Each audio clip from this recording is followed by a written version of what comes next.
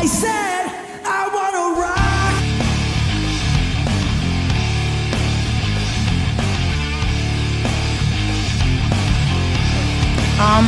Are we gonna be goofing off like this every day? We're not goofing off. We're creating musical fusion. Wow, you're amazing, dude. Thanks. I like to play.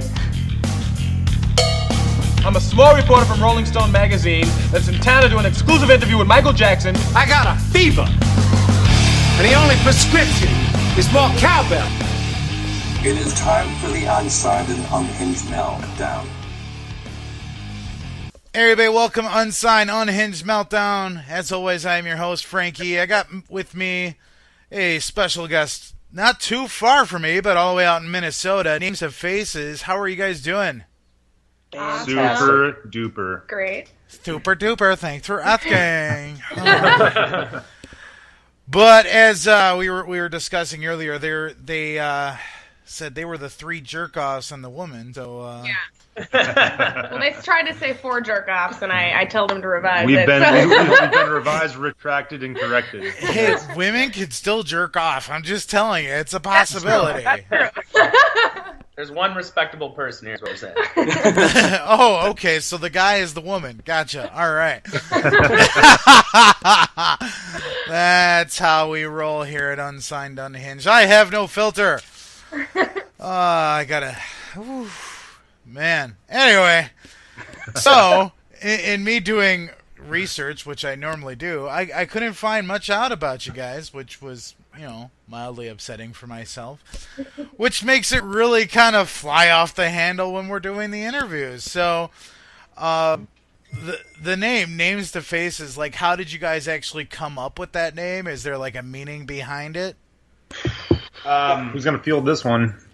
That's the first one. Oh man. The bartenders, yeah. We used to call ourselves like what was it? Visions or something. Oh, like, we tried that. Yeah. Visions. We was found our this. first name. Sounded like a douchey. No, like, we found this jet other band metal in Texas that had like 20,000 likes that were the same name, and we're like, I guess they can have it because we had maybe 5 likes. So, yeah. And it was everybody that was in the band that had liked it. Anyway. Yeah. And Janine's husband. And then Ryan, my husband. Yeah. He's our substitute bass player, guitar player, and equipment drummer, manager. Equipment manager, Yeah. absolutely. These things happen. But anyway, Nate and I are both bartenders, and we always felt that we had trouble putting, names to the faces of the people that we serve. But we can always remember what they drink. Like, I'm like, your name's fucking gin and tonic. Yeah. But it kind of fucking turned into that. Absolutely it did. Yeah. It's kind of stuck. We just kind of like, I think one of the guys said it, and we're just like, that sounds good. I kind of have, I don't want to call it an epiphany, because I usually have those on the toilet, but but I was just... As most guys do. That's where we do most of our thinking. Where the best thinking takes place, man. It's true. But we were just throwing around names here and there, and we had a couple of song names, and that was great. But Spencer over here is the bass player. He was like, "Well, guys, what about cheeseburgers?" And I'm like, "That's good. It's good. It's really good." But really food, man. Spencer wants to name everything after food. Every song absolutely wants entitled legit. Some kind of food. Well, if you ever come up with a song titled Bacon, it's going to get really popular. I'm just telling you. That's what the fuck I'm saying. He gets it. Our first He knows. song, He knows. he really wanted to call our first song Meat, Cheese, Bun. Mm-hmm. Yeah. Dude, that song was sick. It was like a really heavy, like, instrumental situation. We're listening to a lot of Norma Jean at this point, and a lot of heavier situations. But basically, I was thinking. I served a couple. I just could not remember their names. They were wonderful people. And I was driving home like, hey, maybe write this down, send it to the band, and see what they think. And it just fell into place. It worked out. It's good. Well, names happen like that. I mean, I've told so many bands with, a band that's not so famous, but to me, they're like, they were one of my favorite bands growing up was Ugly Kid Joe. Right when they got on stage, they're like, call us Ugly Kid Joe. And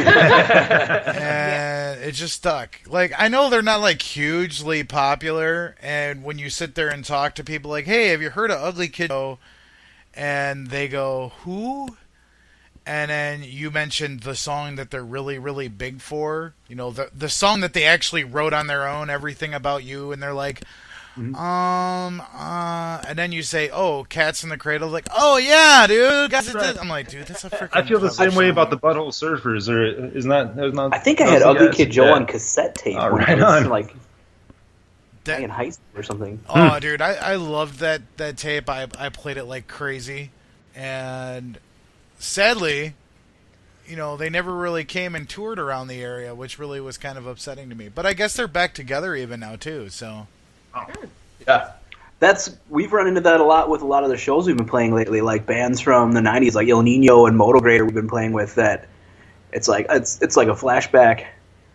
It's been super fun. Even American Head Charge still doing stuff. Like we played a show with them a couple years ago at the fucking Awesome Fest. That was intense. They were amazing. Great show. All that stuff, it's still legit, and they're still making new stuff, and it's impressive. I don't know. Yeah. How long have you guys been around doing this for? I think it's right about 4 years. 4 now. years, yeah. Yeah. 4 years. I think so. Yeah. Somehow. I know, right? Because I've worked at Crave Really? a little over, Yeah. just I mean, about 4 years, I and I think I started- started hanging out with you guys a little before I started working there. Yeah, That's you right. came and tried it Because then I out remember telling you guys, "Hey guys, I got hired before you with you." had your interview by the on way. Yeah, because back then, me and Jeremy were just bashing our heads against the wall. I picked up drums maybe just over 5 years ago, and met Jeremy, got drunk in his basement, tapped out a tune, and we started jamming every week since then. Just there was nothing else to do. We just working and smashing our heads against the wall, trying to just put together some fun rhythms, and kind of developed, and we kind of just kept going, I guess. I don't know. Yeah, like started writing some found a songs music space. and Yeah. putting them on some. What were we recording them on? Oh, we were you had recording a them on laptop like when we a. started recording them on there, right? I literally bought a $1,700 laptop just to do that one thing. So I really didn't know how to use it. I was like, how do I do this? Yeah, Texas. All right. No, it was sweet. We started recording on. It was bad. It was like it wasn't cassette tape, but it was just around that quality. Yeah, I think pretty much. Yeah. I mean, the first drum set I bought from my weight assistant Gus, who's just a badass weight assistant. He used to play in like a rock mariachi band or something weird, and he's like, "Hey, I got these rusted drums in my garage." I'm like, "Yeah, I'll give you $200 cash to pull them out and smash them, I guess." And I think the first thing Spencer ever played his bass guitar was a PV like 6x12. You guys didn't believe me that I was going to buy a bass. That's because you don't. I played that's guitar you for didn't like play 16 years, and they're like, "We don't have a bass." But I was like, "I'll go buy a bass." So like, "Fuck you, you're a piece of shit. You're never going to fucking do anything." Well, we still say I'm that. like, man, I bought this piece of trash at the garbage can store, and fucking we played out of a fucking PV combo, man, playing some like shitty ass songs. Yeah, I'm not gonna lie. I have the secret obsession of wanting to play bass like so bad. Like, Dude, I never do. So does Spencer. I never. He didn't know his secret obsession until He didn't know how obsessed he was I until literally played guitar in thrash metal bands for like 7 years before this. I've never heard a bass before in my entire life, you know. So. That's because they always tune it up, just like we do. yeah, so. just turn it down. Okay, way in the back. Take another step back, Spencer. I love a good bass riff in a song. I really do. Like if there's a good solid bass riff, I'm like, oh yeah, it's like, you know, gut busting. It's like, oh yeah, look at that bass riff. I don't know. Really? Because I feel like nobody says that. Oh, shit. Hey, there are people that love bass. I'm just saying. He kind of plays the bass, you know, like a guitar almost. I mean, so he does a lot of really cool, intricate bass stuff. The bass is very important, Spencer, and we appreciate it. It's very melodic and That's beautiful. the nicest thing anybody's ever said. It's very important. In 4 years. I always say the bass is something you don't know it's gone until, or you don't know what's missing until it's gone, and you're like, oh wow, that sounds terrible. Yeah, it's true. So, Very I mean, we kind of went into this a little bit, but for those that weren't paying attention, and to get into like more better detail, more better. I said it. more better. This is a very it's very that's- Midwestern. Yeah, absolutely. More better. It's more better, you betcha. It's more Yeah. better. Yay! It ain't a word. Ain't a word. Oh man. Anyway, so like, how did you guys like come together as a band? Like, has there been any changes in the lineup, or has it really just kind of been the four of you guys for? it's just been the four of us the whole time. We all worked together, and one day in between double shifts, back when Best Buy still sold musical instruments. Should we mention the Mall of America? Nathan and I, It's a thing. we ran over to Best Buy on our break and just picked up a couple of acoustic guitars and started strumming. And I was like, hey, you're kind of fun to jam with. And he lived with a bunch of musicians that had a bunch of gear at his place, and I lived with an old drummer of mine, and we had a bunch of gear at our place. And we started jamming, and then we worked with Janine's husband, and he was like, hey, my wife's a singer. We were like, send her out. Let's hear what she can do. And when we sent her some of those first garbage tracks that we were recording on Nate's tax return computer, we sent her like, hey, see if you can come up with this. And when she first came out to try us, we were renting this little weird basement studio from these guys that a friend had us in contact with, and they built a really nice studio down there. But they had this really weird little closet sort of situation on the side, and we just rented that for a couple $100 a month or something. And $200 a month. That's right. And it was Janine had great big balls of steel to come down in this weird basement in like the middle of the night by herself with all these weird fucking rock and roll guys. Two of us. And and Rob and Eric, the guys that we rented from, were these like old school rocker guys with long hair and all tatted up. And come to the basement. We have candy. Yeah, it was very much like tequila. And, there was one day this guy came in. We were in the middle of a song. He just came in with his fucking dick out and just dropped his pants. And he's like, "Oh my god." You gotta play through that shit. I skipped a beat. He got right on me. I didn't catch that. I'm lucky to Your not catch that. Your back was turned. You were singing. I was sitting there. I got an eyeful. Yeah. I got the whole thing. And he's like, you can't. People are gonna fuck with you, and you gotta remember that. And so here's my dick. And I'm like, he's like, drummer, you can't let that fuck you up. I'm like, sorry, man. It's just you got me. Like, you got me. So we sent me some tracks that we were trying to put together for some of our earliest songs, like on the EP. Good Job, Friends. The very first song, Thanks, is the first song she sent back to us, and I was like, okay, let's hear what she came up with. And she didn't just come up with, like, here are my vocals. It was, like, layers of harmonies and backup tracks, and it really just blew my mind. I was like, okay, this girl's the one. And then, it was, a week or two later when we were like, yeah, we found a singer. And that's when Spencer was like, I'm going to come buy bass and play for you guys. And we were like, yeah, right. Bullshit. And then the next day, he sent us a picture of the rig that he bought. And so we were like, yeah, bring it down to the studio. And that old Galleon Kruger. Yeah. Oh, man. That's still collecting dust in the room right now. And I've been hearing this so much over the past, week. With the last few people that I've interviewed, it's been like beer bottles like clanging galore. Maybe people are now, as you guys know, I pre-record, and the 4th of July is just in a few. Maybe people are just like pre-gaming for the 4th. I don't know. Well, this is the first Sunday that we also have Sunday liquor sales in Minnesota, so people are probably. And I got off work at like 3 in the morning last night. I'm the fuck over. People are probably going more. Yeah, I've never been to Minnesota, but I would like to go there sometime. For what? For what? I mean, just to go. I mean, I would love, like, I'm a huge football fan, so I would love to go to Minnesota, like, especially like during Packer game, and just like dish the Packers like freaking crazy, and it'd be okay to do it because Minnesota hates the Packers just as much as I do.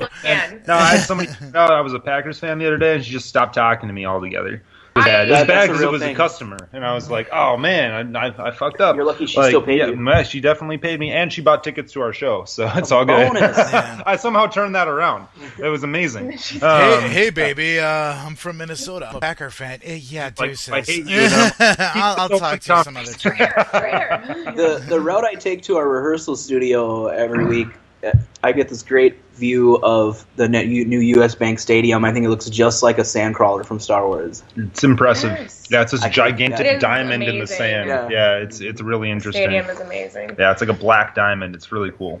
Yeah. Right on, man. Yeah. Well, we got a show on October 11th, so if you're free, August. I'm sorry, August. Let's get the date. Classic Nate. Classic Nate. August 11th. That's August 11th. August 11th.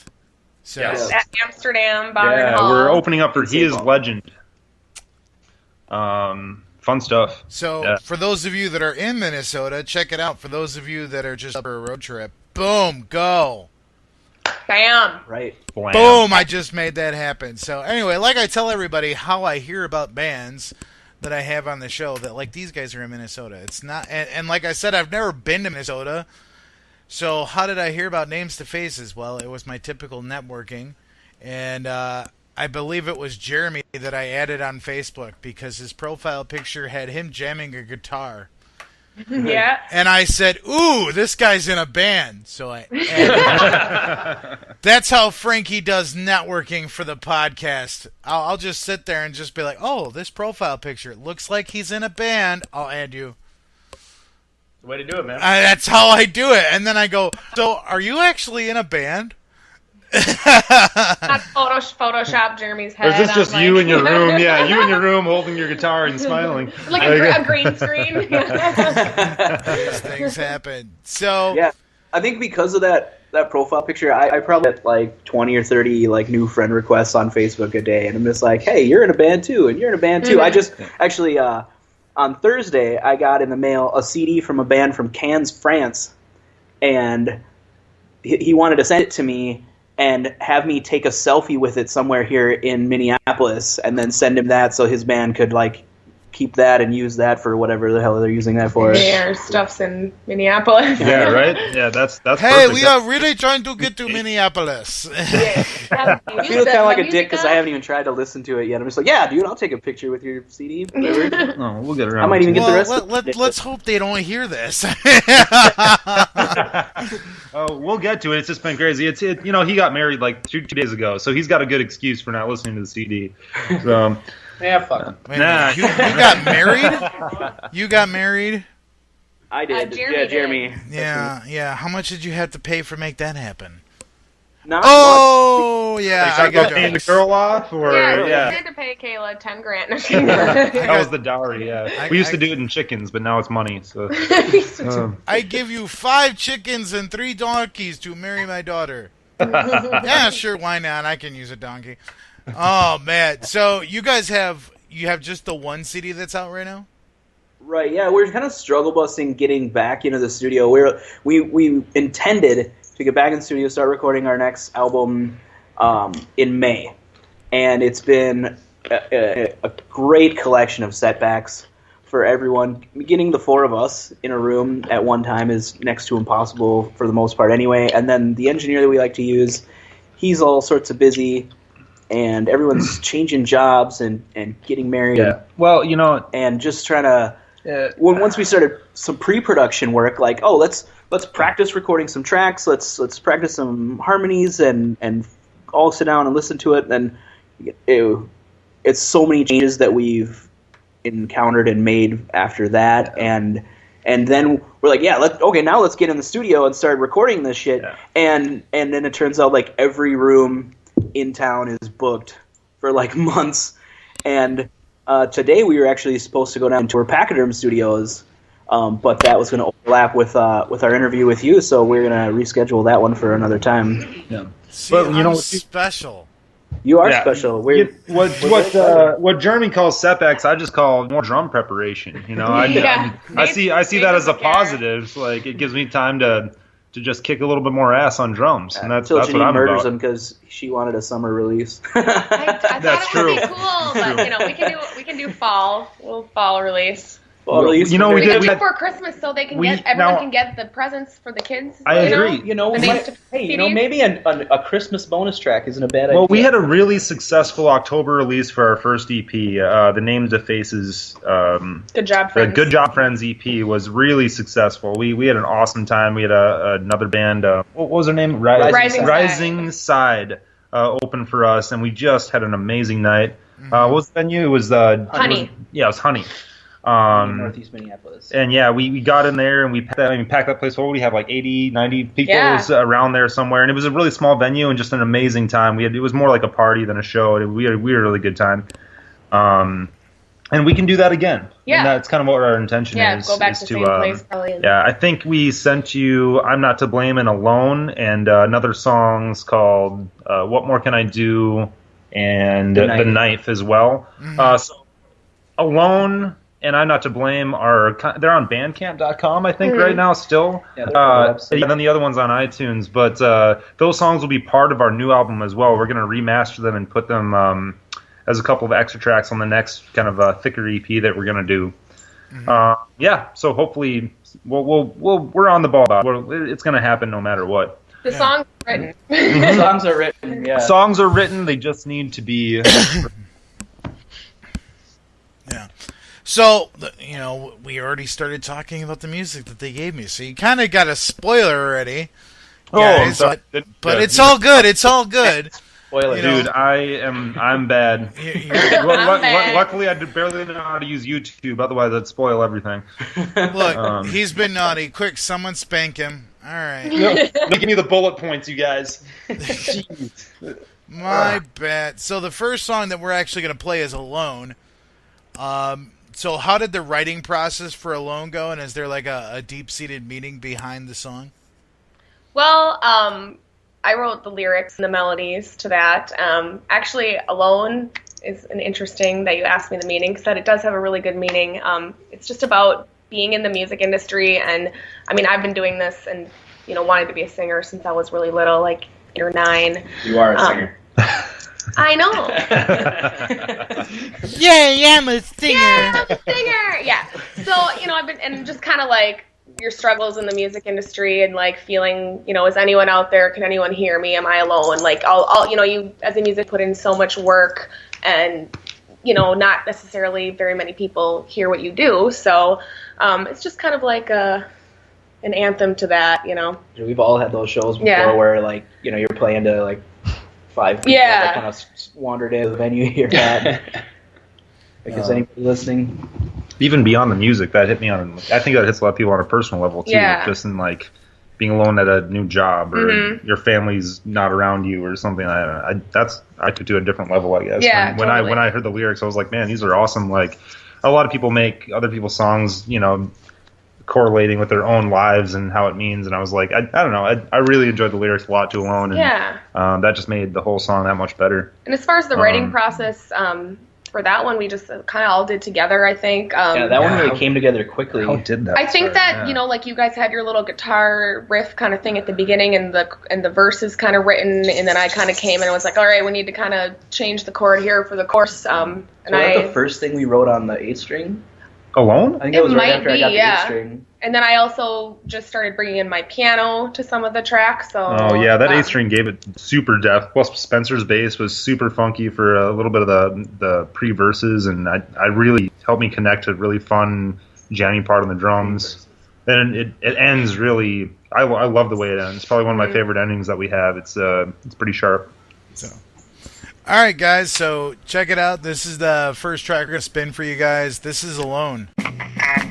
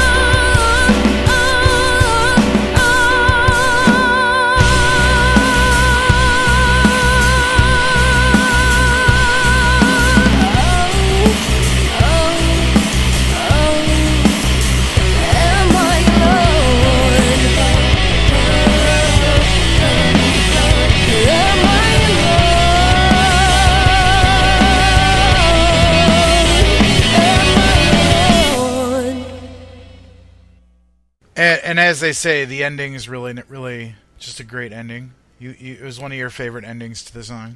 Yeah. Totally. So I kind of like to do that little left turn at the end. Yeah, sometimes. it took us to a different place. Even it made it. It kind of punked it up a little bit. Yeah.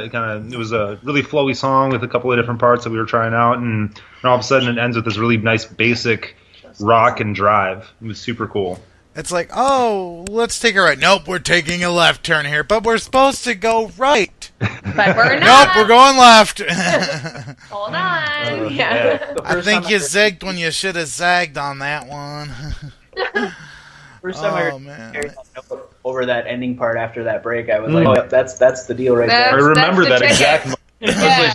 Kept going, and we're like, "Well, we'll keep doing this if you keep doing that." Yeah. Deal. Yeah. Yeah, right on. So you guys been around for like 4 years now? Yeah. Now, have you guys like pretty much for the most part stuck to the Minnesota area, or have you guys got a chance to like branch out into Wisconsin at all?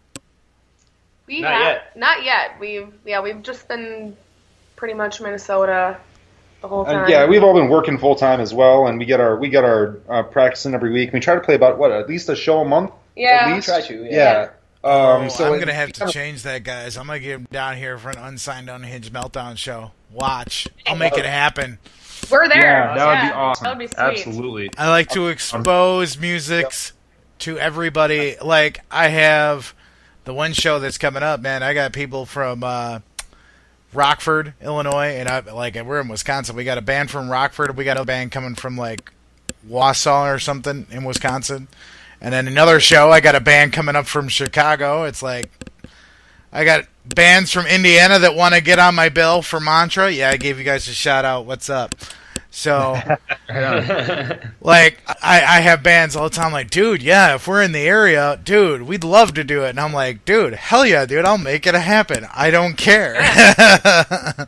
Let us know and we'll clear the date. Yeah. So, but what are some of the more favorite venues that you guys have actually had a chance to play at? The Caboose. That's definitely one of my favorites. Caboose is one of the really, bigger, really more fun. notable ones. I think Amsterdam Bar and Hall in St. Paul is really cool too. That's been one of our favorites recently. We started out kind of like at the Fine Line. The Fine Line, which, that was my first favorite venue. Yeah, I was like, this is so cool. Really cool. Like I knew the venue before I played there. I thought I was like, it's right next to. They get a lot of pop shows and rap shows, a little bit of everything. I think the Caboose is the same way, where they get they can have a bomb ass country show, and then they can have a hip hop show the next day, and then still have a full hard rock show on the weekend. Like they're awesome. The Poorhouse, that was awesome. Poorhouse was fun. That was really intense. Yeah, that was Poorhouse a cool in place. Minneapolis was really cool. Like right after we played, it was right around Halloween, so there was like a Harry Potter. Everyone there was dressed like Harry Potter characters. So it was awesome because like the place, and we were like right before that, so the place just completely filled up. Yeah, it was just packed. Everyone.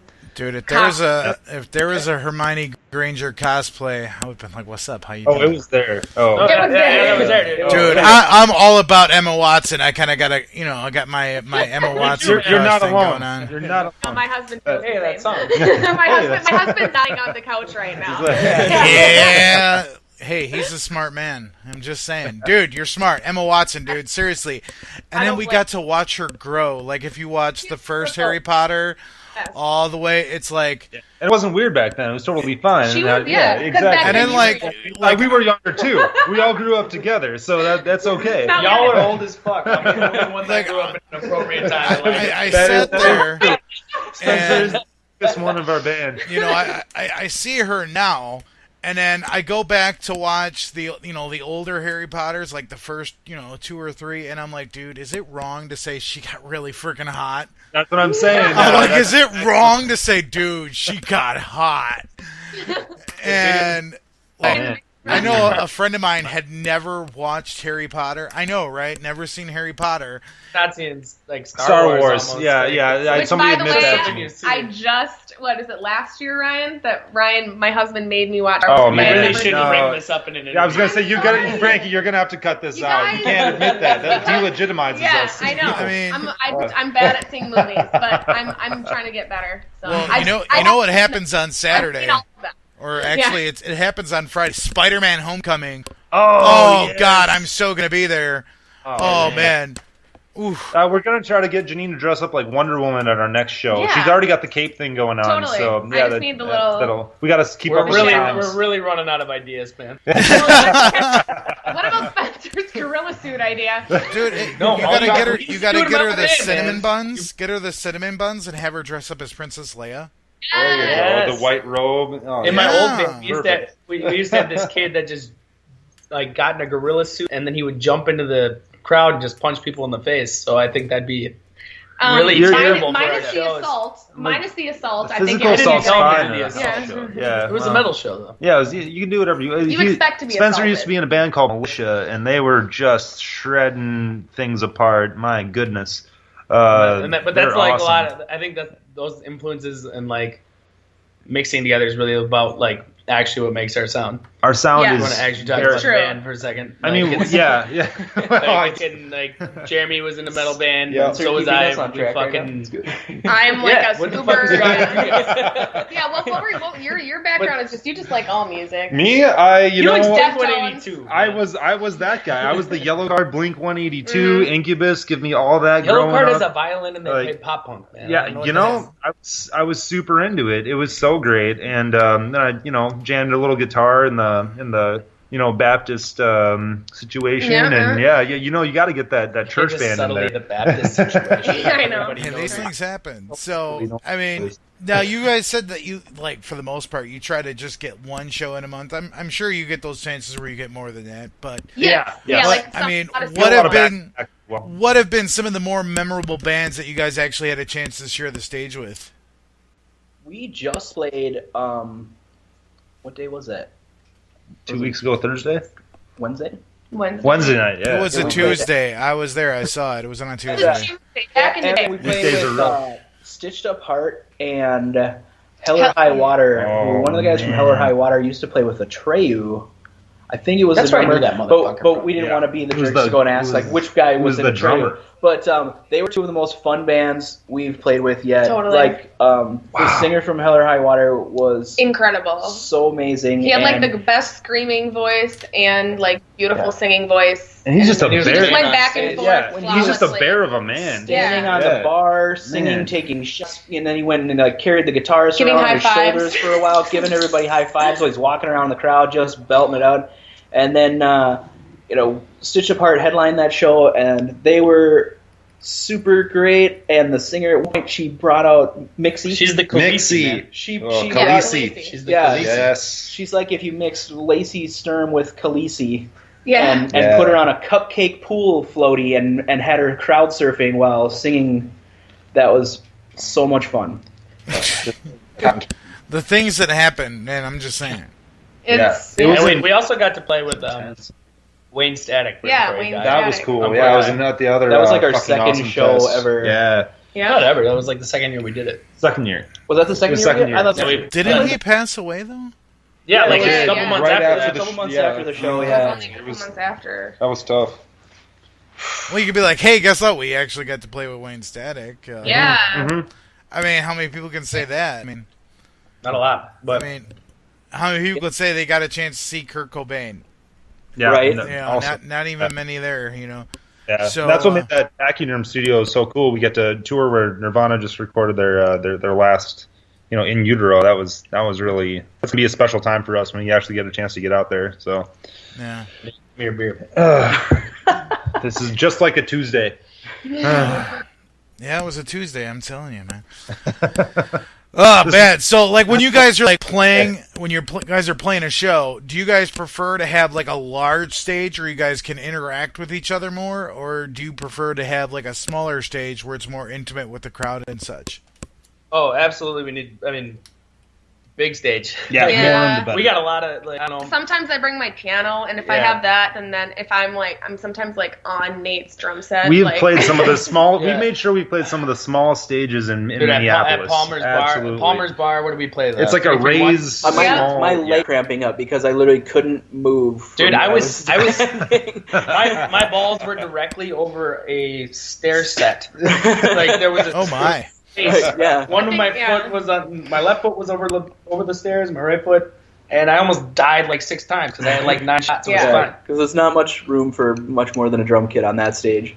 And not even that. My cymbals were falling off the side on that one too. Yeah. So it's like, oh, I want to hit my china. Oh wait, no, it's on the ground. So maybe I'll get that later. And I also like fear for my life because sometimes Spencer might almost take my head off and decapitate me. It will happen. Around. It will happen. You will die. Oh man, I got hit by a. Oh man, I got hit by a neck. Oh man. To get Janine a helmet. Yeah, I should wear a helmet. Yeah, small stage, Janine wears a helmet. The real only solution that has ever come to mind is that Janine just needs to grow a pair and get a fucking guitar. Yeah, I know. I've been talking about it for a long time. You need a weapon on stage. That's the thing. We're gonna get her a helmet and a short bus. So it'd be like, hey guys, where's Janine at? I ride the short bus to school. I got hit too many times with the guitar. They were mean to me. And then they can't kick me out of the band because they'll feel so bad. And if we kick you out of the band, we got no fucking band. No. And then her husband's just going to go and just like beat the crap out of all you guys. And you'd be like, okay, we won't kick her out of the band, I swear. God. I'll go back to playing like heavy metal shows with 3 people in the room. There you go. Every once in a while, I'll chuck a drum set at Spencer's head, but that's just for fun. It's not because I want to, or not because I accidentally. It's not did. because you want to. You're the sweatiest man on the fucking planet. Sometimes I sweat a lot. It's a medical problem. What are you gonna do? Yeah, Craig Robinson sweats a lot. Yeah, he carries around a towel for it, but it's really good. Dude, Nate. I had a towel on stage when Spencer took it. I'm like, oh, I got this towel. I'm all set. I'll take this. I'm like, I got a fan. Oh, I'll just have that over here. I had hair gel in my fucking eyes. Oh, I'm so sorry. It's not my fault. You have gross hair gel in my eye. Man, the fuck up. This guy gets me. Why can't you? I got hair gel in my eye. Man, the fuck up. Come on. That's exactly what he sounded like. He doesn't have to play in a band with you. Oh man. So Bergie, we had this show at the Caboose. It was at the Saving Abel show. The Saving Abel show, and Spencer was in such a panic because he forgot his hair gel. He was calling everybody, dude, bro, can you bring me some hair gel? Oh my god. Dude, there's a Family Dollar down the street or a Dollar Tree. Go grab some. Dude, there's no Dollar Tree. All there is Taco Bell and a fucking scooter store down there. Hey, you could have went to Taco Bell and said, dude, give me some of that sour cream. It'll work. Yeah. Throw that in your hair. Yeah. I understand. And then when it sweats in your face, you could be like, tasty. I've heard that sour cream is flammable, though. In the nick of time, though, Nick Jackson, my old bass player, came through with the hair gel. Nick Jackson. I was like, yeah, you bought this at a gas station, but it's fine. He came through with the hair gel? Pretty much Spencer's guardian angel. Spencer's been using his gear indefinitely for the past couple years. And he comes out to most of our shows. I literally have a $1,000 bass rig, and he just lets me use it. Yeah, because I keep keep blowing moved to speakers up Hawaii with my for a fucking while. Gallagher Kruger. Yeah, Spencer explodes everything else, and how that rig survives, we'll never know. Job. Yeah. Dude, that bass rig's been around for like fucking 10 years. Because it has the magic of Nick Jackson attached. I can't make a speaker of my own last fucking 5 days, but that thing. That thing amazing. So, a question that we're gonna. This is right at Janine because whenever I've had so many female lead singers on the show that it has been almost a tradition now if there's a female lead singer on. Do you feel that because I've been seeing it so much now, like more, especially in the independent and local scene, more female front bands.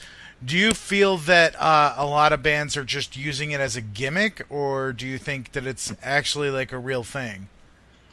I think it's a real thing. I think that probably people just think, oh, rock band, it's just a bunch of guys getting together, guys being guys, and I feel like people just kind of opened up and realized, hey, it doesn't matter what gender you are, and let's just do what's Can I say we're something? the talented. Yeah, go ahead.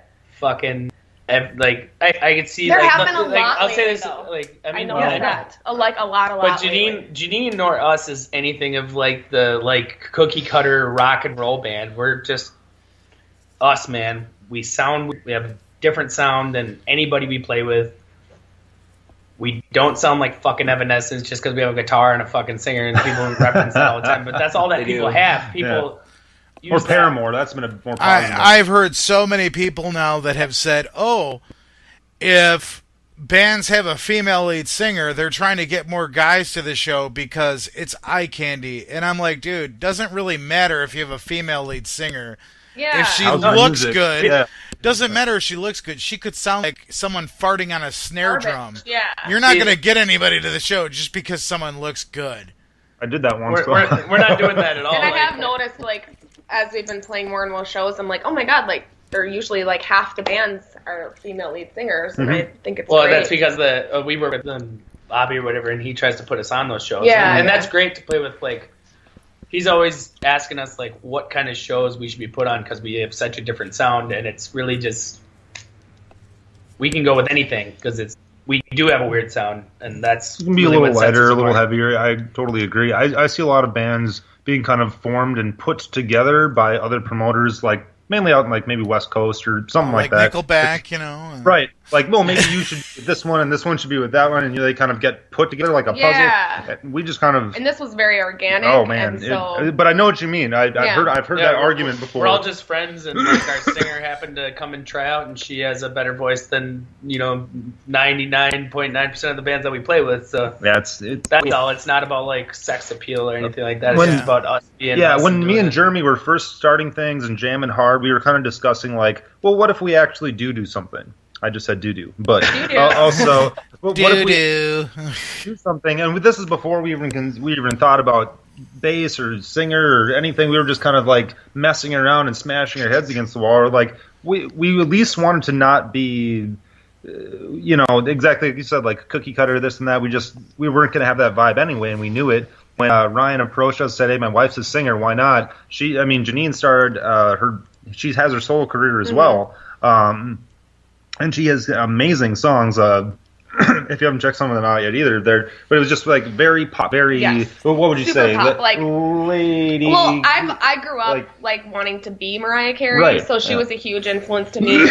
Lately, I've been super obsessed with Lady Gaga, and then I've noticed that I've always really gravitated towards like pop singer songwriter. Like I find out that I love an artist, and I'm like, oh, they write their own music. Right. There we go. We're going to have Janine on by herself in a future episode. Excellent. Yeah, Very yeah. good. But that's where the approach came from was what if we took this? You took the left instead of the right turn, And like do like this you hard said. rock kind Right. of background, And and like- then I write my pop melodies over it. And when I'm singing, I've definitely gotten more of a little edge in my singing. I've learned to kind of belt out a little bit in a different way. But I feel like it's really just like a mesh of like a pop singer songwriter with just this kind of hard, a little bit more grungy background. And I feel like that's when we finally found like the perfect balance of I that. just play funk, man. So it's kind of like an Alanis Morissette. Yeah, and we really like. I mean, we have this song that I wrote, on my piano, My Alibi, and it was just like a piano ballad, and I played it for them, and they're just like, I like it, let's do it. So I mean, and it's still a ballad, and we just. Well, yeah. In all fairness, you brought that to us. Yeah, and we don't. We experienced this at our last show. We're playing like at this like hard rock show. We played like all these hard rock songs. We went into like My Alibi. People were like, What's going on? Yeah. What are you doing? I switched to an acoustic guitar, They're and just everyone's people are freaking out. Like, oh what my are god, doing? you can't do that, man. Man, what are you doing? I've known you for 5 minutes. That's not who you are. I can talk to you like this now. Yeah, no. But I think when that song it kind of hits the bridge and then and builds up into the end of the song, it really, even with the acoustic guitar, with the piano and the voice over everything, it has this weight to it, despite the fact it's not great big gainy guitars that makes it so much fun to play. That's what you love. That's kind of the cool thing that, like, because, I mean, I would say Janine writes the majority of our music, like, at least, like, the basic outline for it, and, like, we really do a pretty good job of making the song, like, be more progressive and, like, change as, like, each, I feel like, you a guys lot of our always- songs, each verse is, like, for each, like, it's subtlety, but it's, everything's, like, progressing. At least that's how I play. Yeah. Not that anybody can hear me anyways. I just, Well, still got to tune that out, yeah. Oh my God, I played this completely differently. Did you guys hear it? And we're like, yes. No, none of you heard it. So the next song that we're gonna spin for everybody is "The Knife," and that's one that's going to be coming up on your upcoming CD, correct? No. The knife was on Good Job Friends. That was the first one to see any airplay I wrote the with lick to anybody. that song when I was 17, and I wrote it on guitar, like the opening bass line, and that's like literally how that song. Oh man, and talk about power ballads like that. That's exactly what happened with the knife. Was all of a sudden he comes in with this round down, and it just all of a sudden dropped into this awesome, super cool song. It created the whole song from that lick, and we just kind of built on that as the song went along, and Jeremy threw in some heavier guitar parts at the end, and it just drives into this. Even that finishes with some interesting. Anyway, you're gonna hear it. Well, it's it's probably lyrically one of my favorite songs that I've written. So it's really just about. So it's called like You Hold the Knife, You Control My Life. Basically saying like when you love someone so much, like there's an inherent vulnerability there, and if you ever want to have that, you have to like accept that vulnerability of possibly losing what you have. To accept the fear of that. Yeah, you have to accept that the fear afraid. comes with anything good in life comes with fear of losing it. So that's it's wicked deep. It's super deep, That's man. as deep as we've ever Yeah. It is a really deep song, and it kind of gets you in the feels a little bit. So cool. So, all right, guys, check out this song. We're gonna spin this for you. This is The Knife.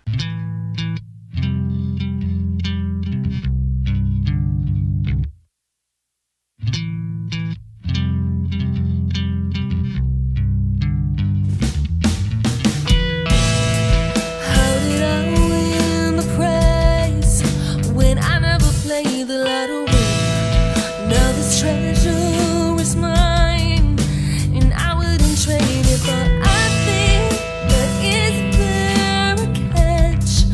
There must be a downside to this peak, 'cause inherent in everything is a problem. We are so intertwined. If we unravel, I would die. 'Cause you hold the knife, so you control my life.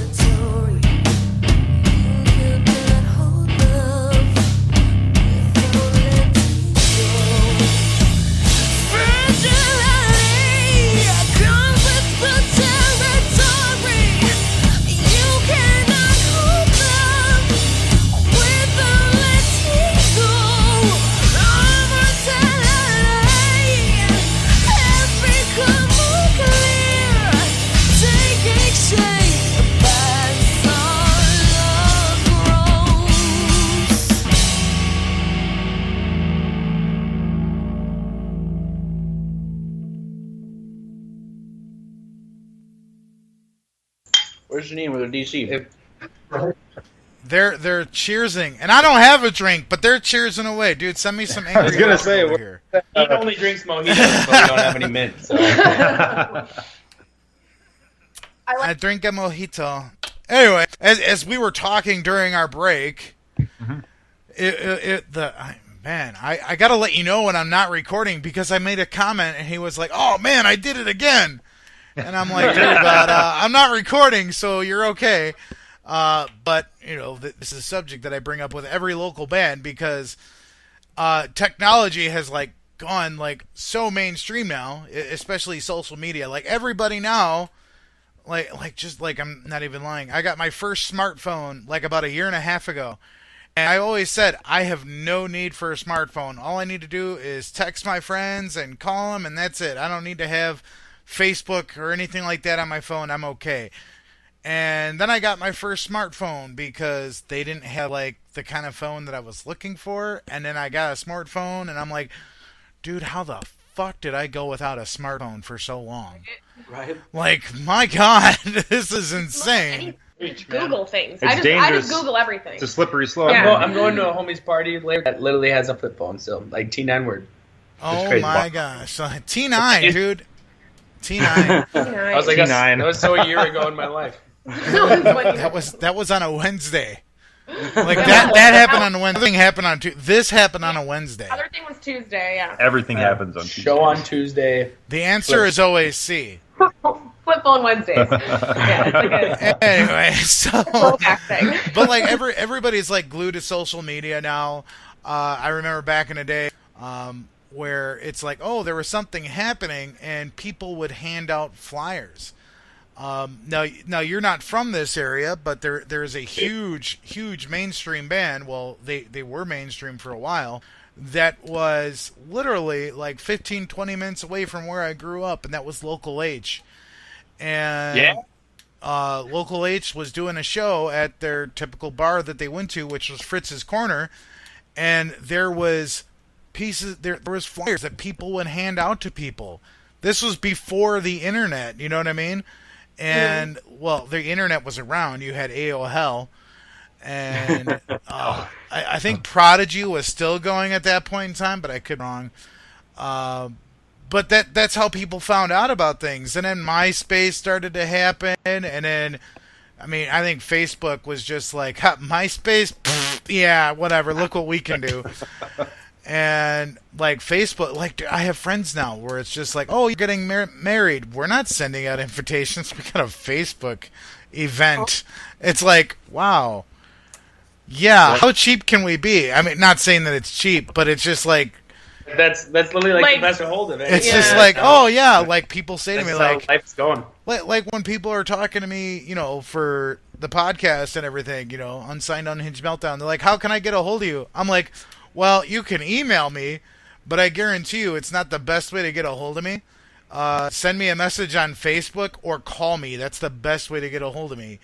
Because I'm so old school now that if you like text me, email me, or even sometimes Facebook me, I'll go, yep, there it is, and then do about what I'm doing, and then, like, you know, 2 days later, oh shit, I forgot to respond to that email, text, or Facebook message. It's like, you call me, and I'm like, oh, okay, yeah, what's up? Okay, boom, I got the date set. We got you guys on the podcast. Awesome. So that's how everything works. But everyone's doing social media now. Mm-hmm. Now, do you guys feel that social media is a massive tool and helps you guys, or do you feel that it really hinders the local music scene? I think that it does all the things, man. It does, like, it also helps us, but it hinders us in the fact that none of us like I mean, I'm the youngest one in the band, and I'm just, like, I just make stupid posts on Facebook. I don't know how to be a band entity on Facebook. But that's and that's part one of thing that we need to all figure out. Yeah. But actually, people like that. When you get into that as a musician, it becomes like a business, and you have to put money into Facebook, and Facebook starts making money off you now. $5 to boost for 15,000 whatever, or something like that, right? Like, yeah. Which which is really good for everybody. It's really worth it, but like, I never pay for that. Yeah. These three And I'm mother- doing just make fine with flyers. my podcast, but I guarantee you, if I sat there and I started find that paying, you part of still. it. I think that like making flyers is still important. I feel like handing them that physical thing. I mean, even if they look at it and then they throw it in their purse or whatever, or Like wallet, and then they're gonna find it again. Like I feel like sometimes you can look things online and kind of just like whatever. I looked at that, I scrolled past it, and then kind of forget it. But I still think that there is like a good place for like posters and flyers and like physical paper. Everybody's attention span is so short. Mhm. That's why You need saturation, it like 80 times. Yeah, that's Yep. why Just get saturation people to go to your is so show. important to have the cards. Every tool that's available to you, you have to use it. And we are not the best at using it. And I think that's why people hire managers eventually. And why don't we kind of just manage ourselves right now? But that's why people have those extra people to be like, you need to focus on this because there are real areas of development that even we haven't explored yet. And that's a huge part of it. Making flyers, sending them out, Facebook, Twitter, the whole situation, podcasts. Like we can't wait to post this Are to we our on page. Twitter? yeah. We do have a Twitter, but it's We one are, of the things but we don't we never See, I utilize never utilize it. used Yeah. Twitter. I got on Facebook like after college, like late when everyone else was getting on it, and then I've never done Twitter. I just like you said, I think we're just like right at that brink our ages are, Yeah. where we're just kind of like we didn't grow up with an iPhone. I in our should be hand. well versed in this, but I just Yeah. have never Spencer gave is, a even though he is the most well versed at posting Yeah. random bullshit online, which is actually very attractive to everybody that's online anyway. So in a way, he's our front man anyway. So He's the hype man. He's the hype Yeah. man. Yeah. Yeah, he's basically he's kind of like our clown. He's just constantly entertaining. No, That's why we started he plays giving the him. fool at times. We He's started like the giving him Shakespeare a fool. He microphone really on knows stage just everything. because he's just so fucking entertaining all the time. Like Well, give that guy a microphone so he can talk while I'm tuning all of my goddamn yeah, we strings. did have and someone say it's the most entertaining sound check Yeah. I've ever seen last time. Really? Yeah, that some guy was up front. He's like, Sometimes- "This is the most entertaining Yeah. sound check I've ever." Sometimes you and gotta then slap Spencer him will with all of a Slim sudden Jim. he'll bust Slap him into with like Slim Jim. Pony or play that funky music White Boy or something. Or Cars and Bones. Now, see, if you have a bass, you got to sit there and do the do do do do do do. Oh, You've never done that. He likes to do Pink Panther. Just and wait until the next show, Tool. guys.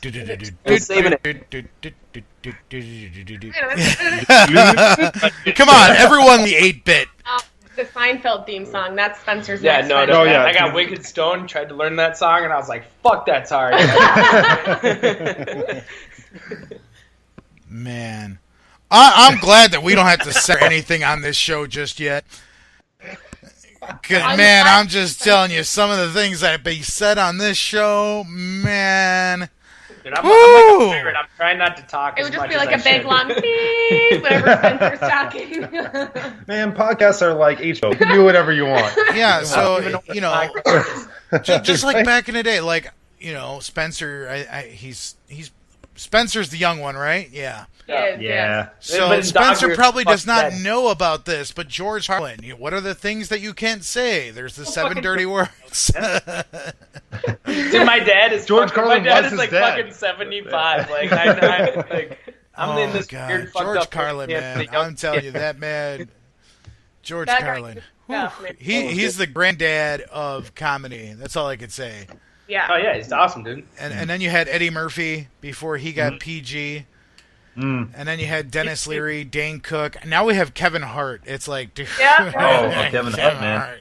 Sometimes you're 5 minutes to work because there's a baby on the highway and a zebra chasing you. This is the shit. I remember watching his the first time I ever watched any of his stand up was I think it was not the last one, but I think One before it. Yeah, I think it was like Yeah, it was really 2011, good. 2012, and he was like, "Why do I got flames on stage? Because I can." Boom! Yeah, that was the one. I was like, "Holy shit!" Yeah, you talking about regular ass gas and things like that. Yeah. And I like the one where, okay, individuals, I'm not racist, but I love how he just goes, nigga! And I'm like, dude, I'm like, what did he just do? Like, oh, man. I love Kevin Hart. Like, I love his movies. Like, probably his favorite movie that he ever done was The Wedding Ringer with Josh Gad. That movie, oh, man. That was hilarious. Yeah. Why is he from North Dakota? Because who the fuck knows anyone from North Dakota? Where are you from? North Dakota? Whereabouts in North Dakota? Real Husbands. Yeah, Real Husbands of Hollywood. Oh, that's ridiculous. He's got Robin Thicke. Yep, Robin Thicke. He hates Robin Thicke.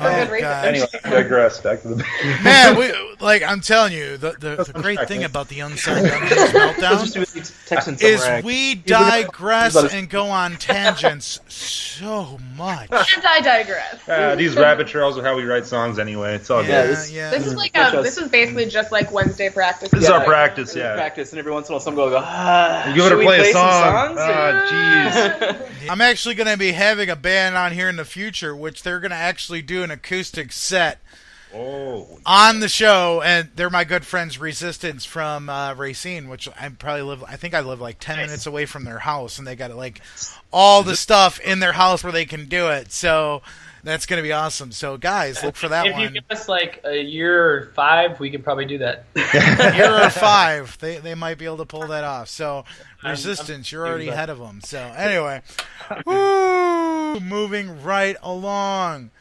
Man. Hands on one of those acoustic 8-strings, then we can get the fuck out of here. Get the fuck out of here. That guy from Manosville Cedars, he's got his acoustic 8-string. You already have an acoustic.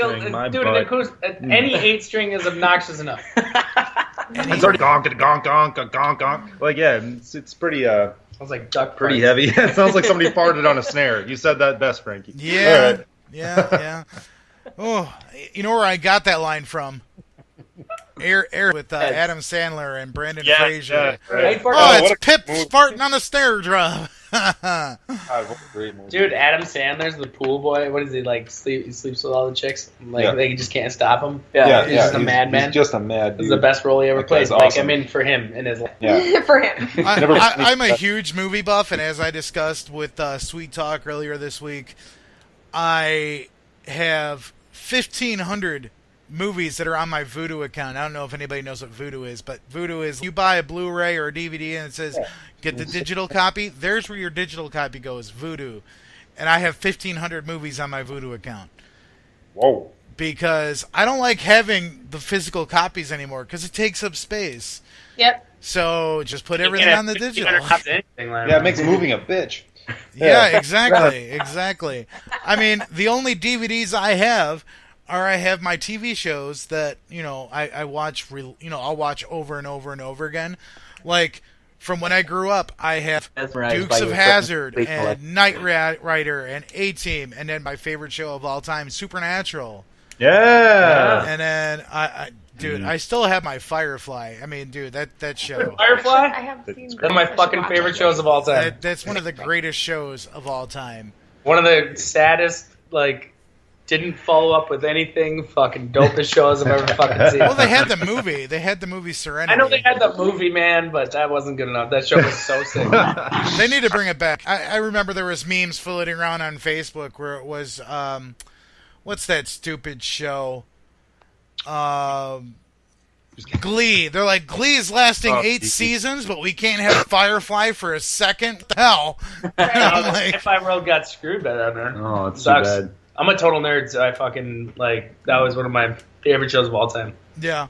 One of my favorite shows. Firefly. You've never seen Firefly? I've seen Firefly. Are you kidding me? Oh, Firefly. See, I love Firefly. I love Doctor Who. Yeah, the movie was, Serenity was the movie, but the show was the best. And there was this huge thing online to bring Firefly back, and it never happened. Instead, that one chick got that one role with Ryan Reynolds in Deadpool, and it was so hot.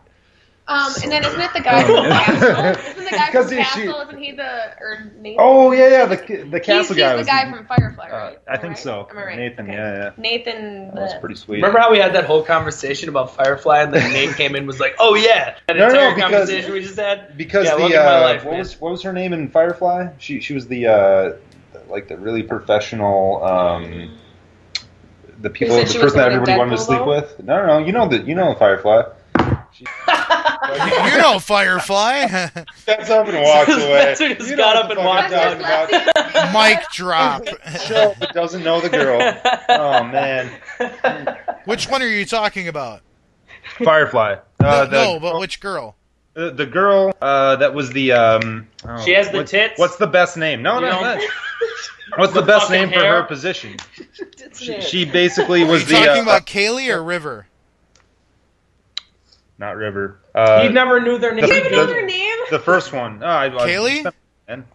No, not the badass She chick. didn't have any more material than that hot chick from Firefly. No. And he expected all of us to know exactly Well, what it's we're the talking same girl, by the way. Okay. hot space Well, there lady. was 3 girls on Firefly. You It was had the one that Kate, we you tried. had River, and you had Zoe. No, it's This guy's like related to me. You know. okay. It's the other girl that was the one that would fly around, and people would ask her to accompany them on, dates and things like that. My goodness, you guys.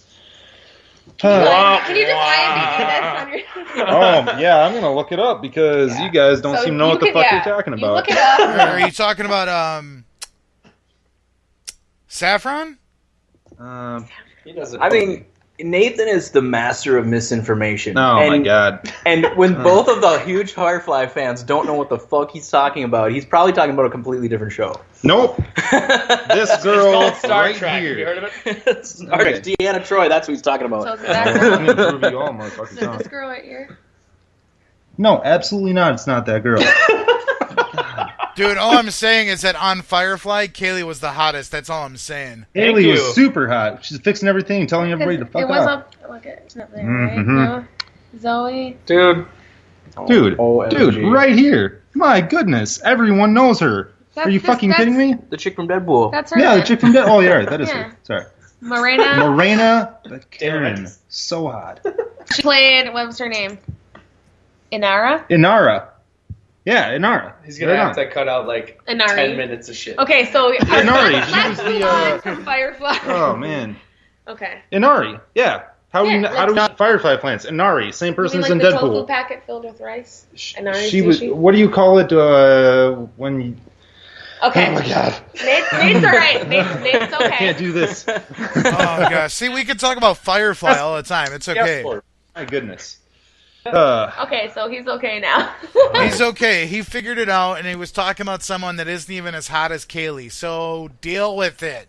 Word. Isn't even as hot as Kaylee. Oh, She was the gosh. I'm gonna buy this guy a beer someday. I can't handle you He can't drink beer. These things, but He's see, gonna you know what? They're, beer. you know what's the only show that's better than Firefly is Doctor Who. Okay. Ooh. That's who you were. Doctor Who is pretty much constantly on the TV at my house. Dude, I'm just telling you right now, I have a huge crush for Karen Gilliam. Oh my goodness.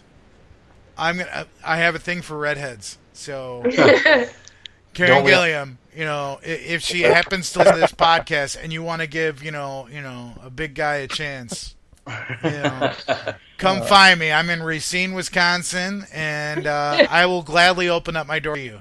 It's okay. Well, Janine's husband's ginger as fuck, and he's sitting in the room, and I'm just trying to contain myself. Well, I like ginger females. No offense. No offense, dude. All right, you weren't specific. It's 27. But just so you know right now, I'm drinking ginger ale, and it's made with real ginger. So I'm actually eating or drinking your cousins and your aunts and your uncles right now. It's okay. That means husband. Yeah. He doesn't have a soul, yeah. One of my best friends is a ginger, and I offered him ginger ale one time. He goes, "Dude, that's okay. I'm not into cannibalism."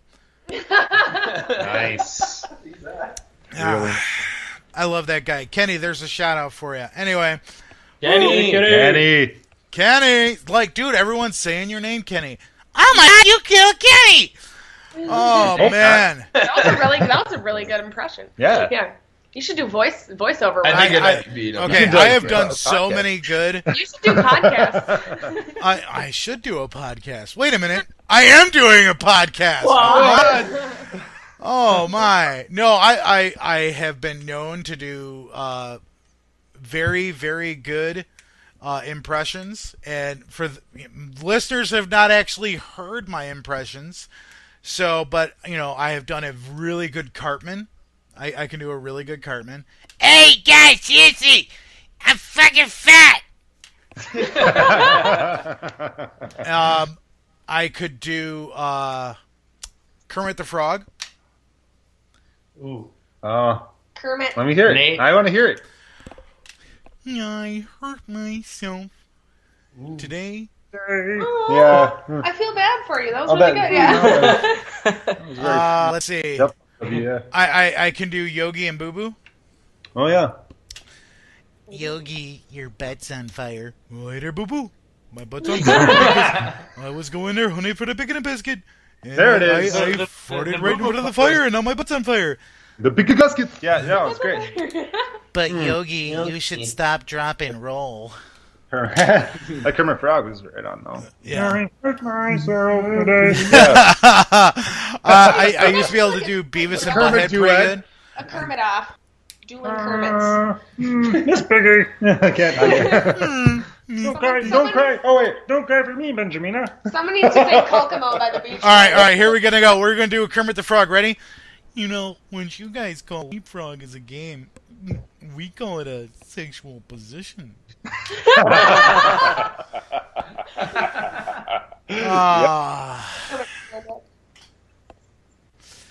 Yeah. Anyway, Kermit the Frog was just in the hospital because he found out he had swine flu.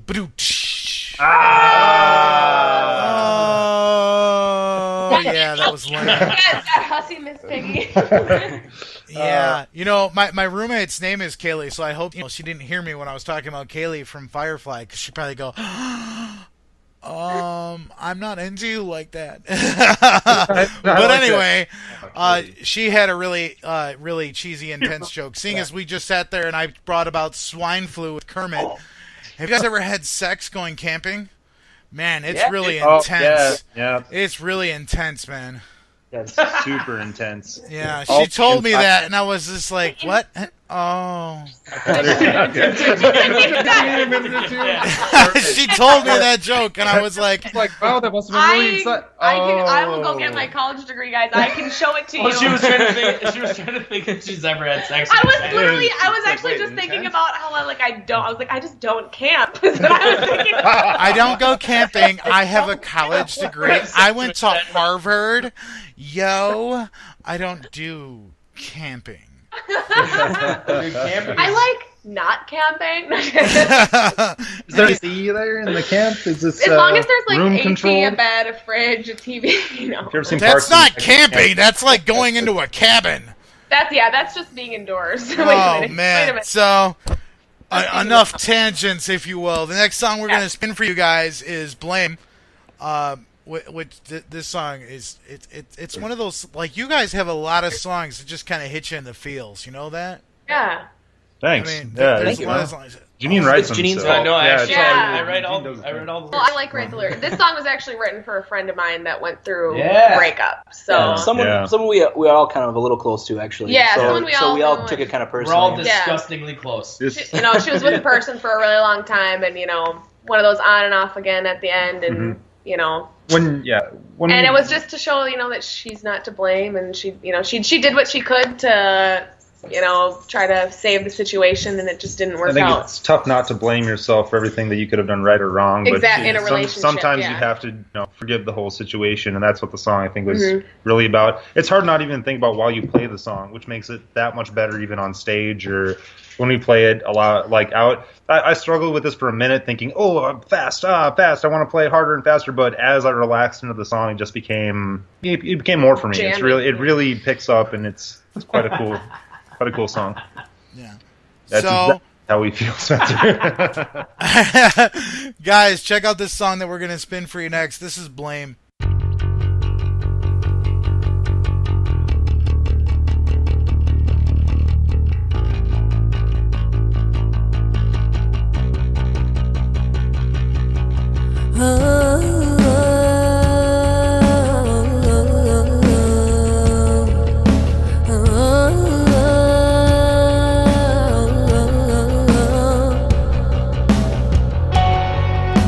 Something's feeling different. Something's not the same. Tell me when you're dreaming by my side. Did you ever see my face?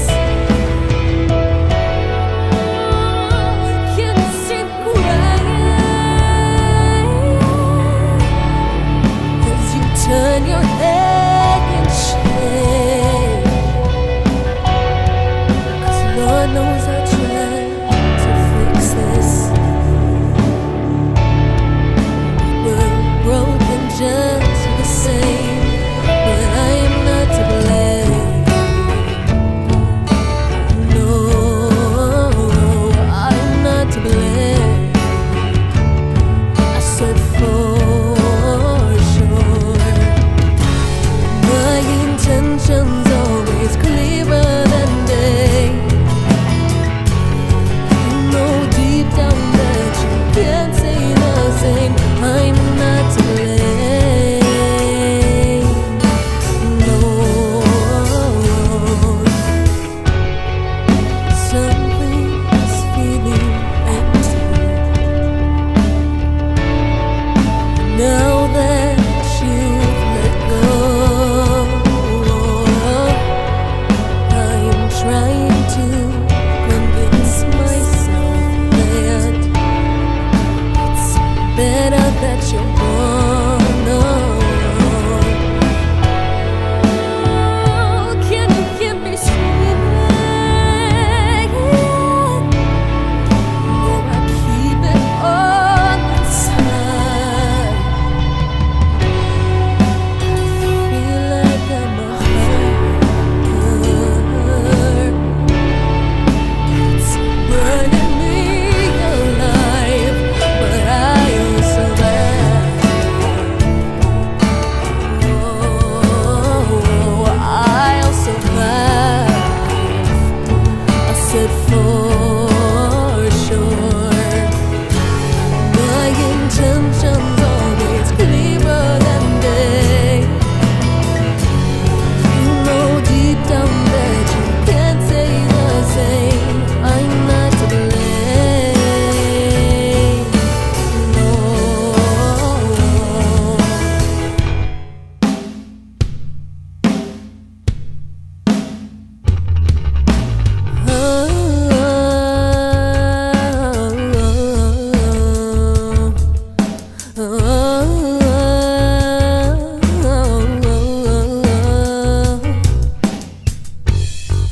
Something's feeling different. Some things are not the same, but I'm not to blame. No, I'm not to blame. I said for sure. My intentions always clearer than day. You know deep down that you can't say the same. I'm not to blame.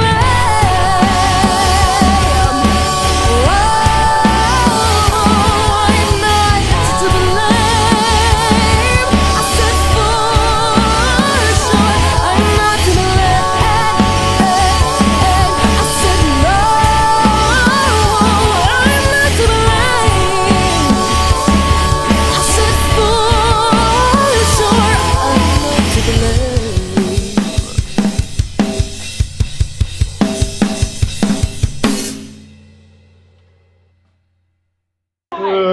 Oh man, so that was Blame, and I was just telling them my story about Blame. Woo, yeah, good times, good times. You know, they got to know me really in depth there. But yeah, as I was saying, that came to me via email when all that was going on, and I was just like, yeah, I don't blame myself. You're the blame. Yeah. So you can go and take a long walk off a short pier, and sit on a thumbtack. Yeah. I've done it before, man. Don't do it. You sure that was a thumbtack, Spencer? No, I'm not. No. That's weird. Yeah. The big song that really kind of helped me through that was I don't know if you guys heard of Bridge to Grace. I haven't. No. Oh, Bridge to Grace is one blazing. They're a blazing band. And if you guys ever listen to the episode that I did with Christian from Bridge to Grace, you'll understand blazing. It's the catchphrase him and I came up of instead of saying cool beans and awesome sauce, because we were both saying that, and we're like, we got to come up with something new. So we came up with Blazin'. I like it. I like it. It's good. Yeah, so everyone's got to say Blazin'. I'm going to get T-shirts made that say Blazin', and everyone's going to be like, oh, dude, I want a Blazin' shirt. Right? Just like just like the other shirts that are floating around right now, and I'm going to get one. I have a band that I had on here that, I consider them friends now because I've had them on here, and I love them. They're pretty cool, and I love their music, but American Overdose, they're from Portland, Oregon. They Cody has like this. He has a worse filter than I do. His is like. He has like I say I have no filter, but I know my some breaking points. He does not have a breaking point, and he speaks his mind. And if it gets him in trouble, it gets him in trouble, and he doesn't care.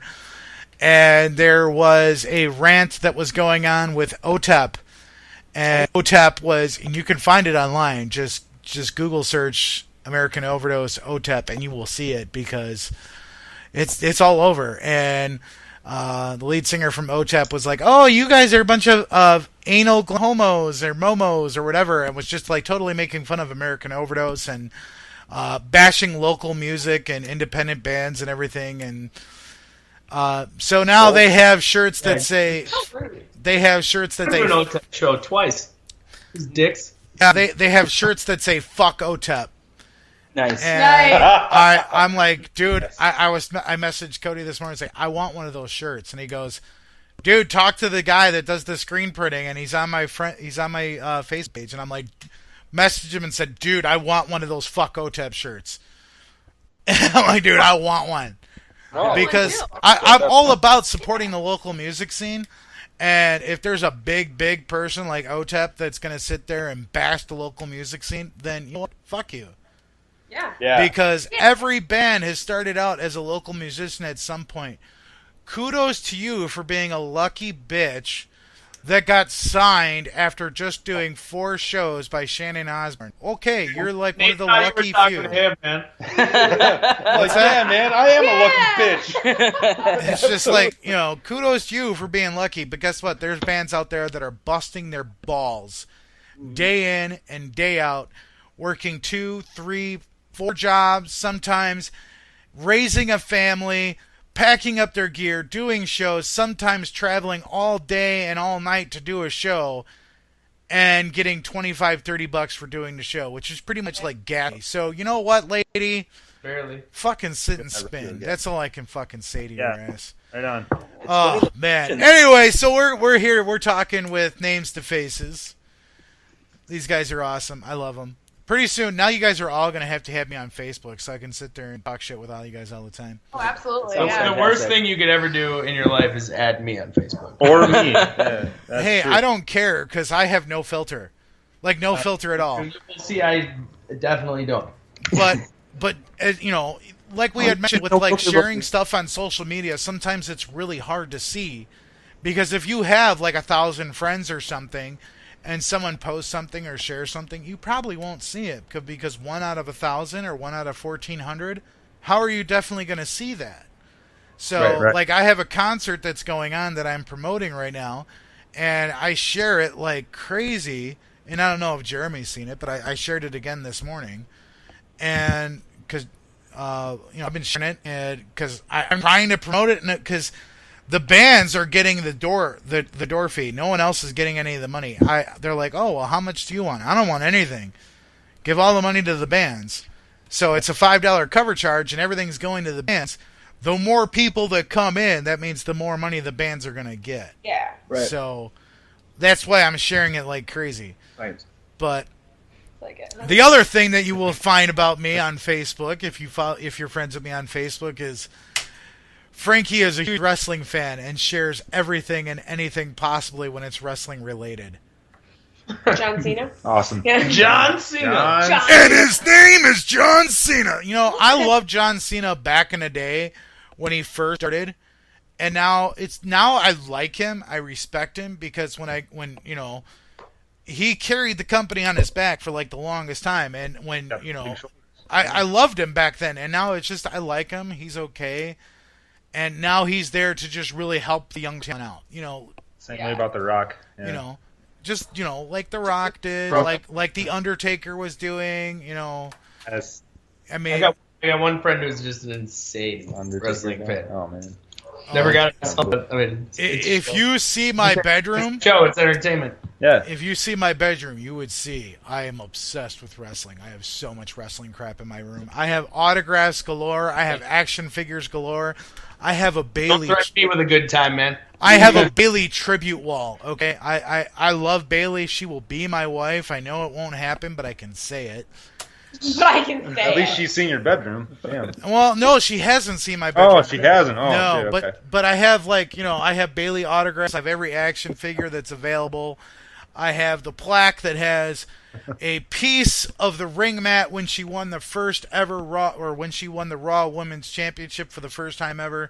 I am a Bailey super fan, and it's not just because she's attractive. Yes, she's very attractive.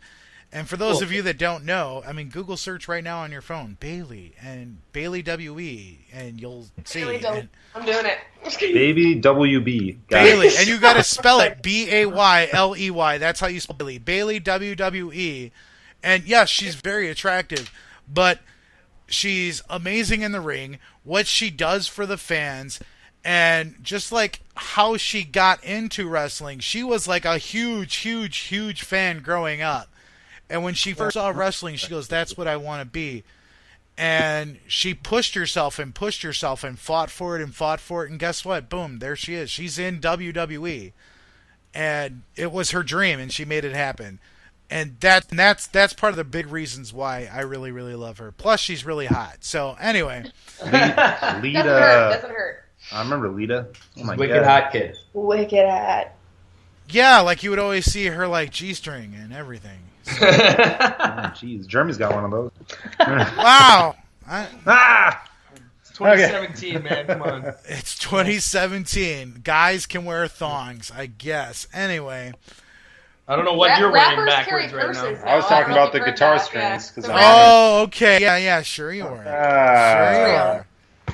Like the Pets' heads are falling off. Ah, jeez. I see guys that have tramp stamps even. I'm just saying. I don't know what's happening. I see tramps that have guy stamps. Wow. I see guys with tramps. I mean, guys are wearing male rompers now. That's like a thing now. Oh, wow. Male A rompers. romper? I don't know why guys wear the rompers. I don't even know what I'm wearing. Yeah, well. Honestly, I don't even know what a romper was until I seen it like all over Facebook. I'm like, what the hell is a romper? I know, you're like, I didn't even know what it was to begin with, but now that a man's wearing it, I don't appreciate it.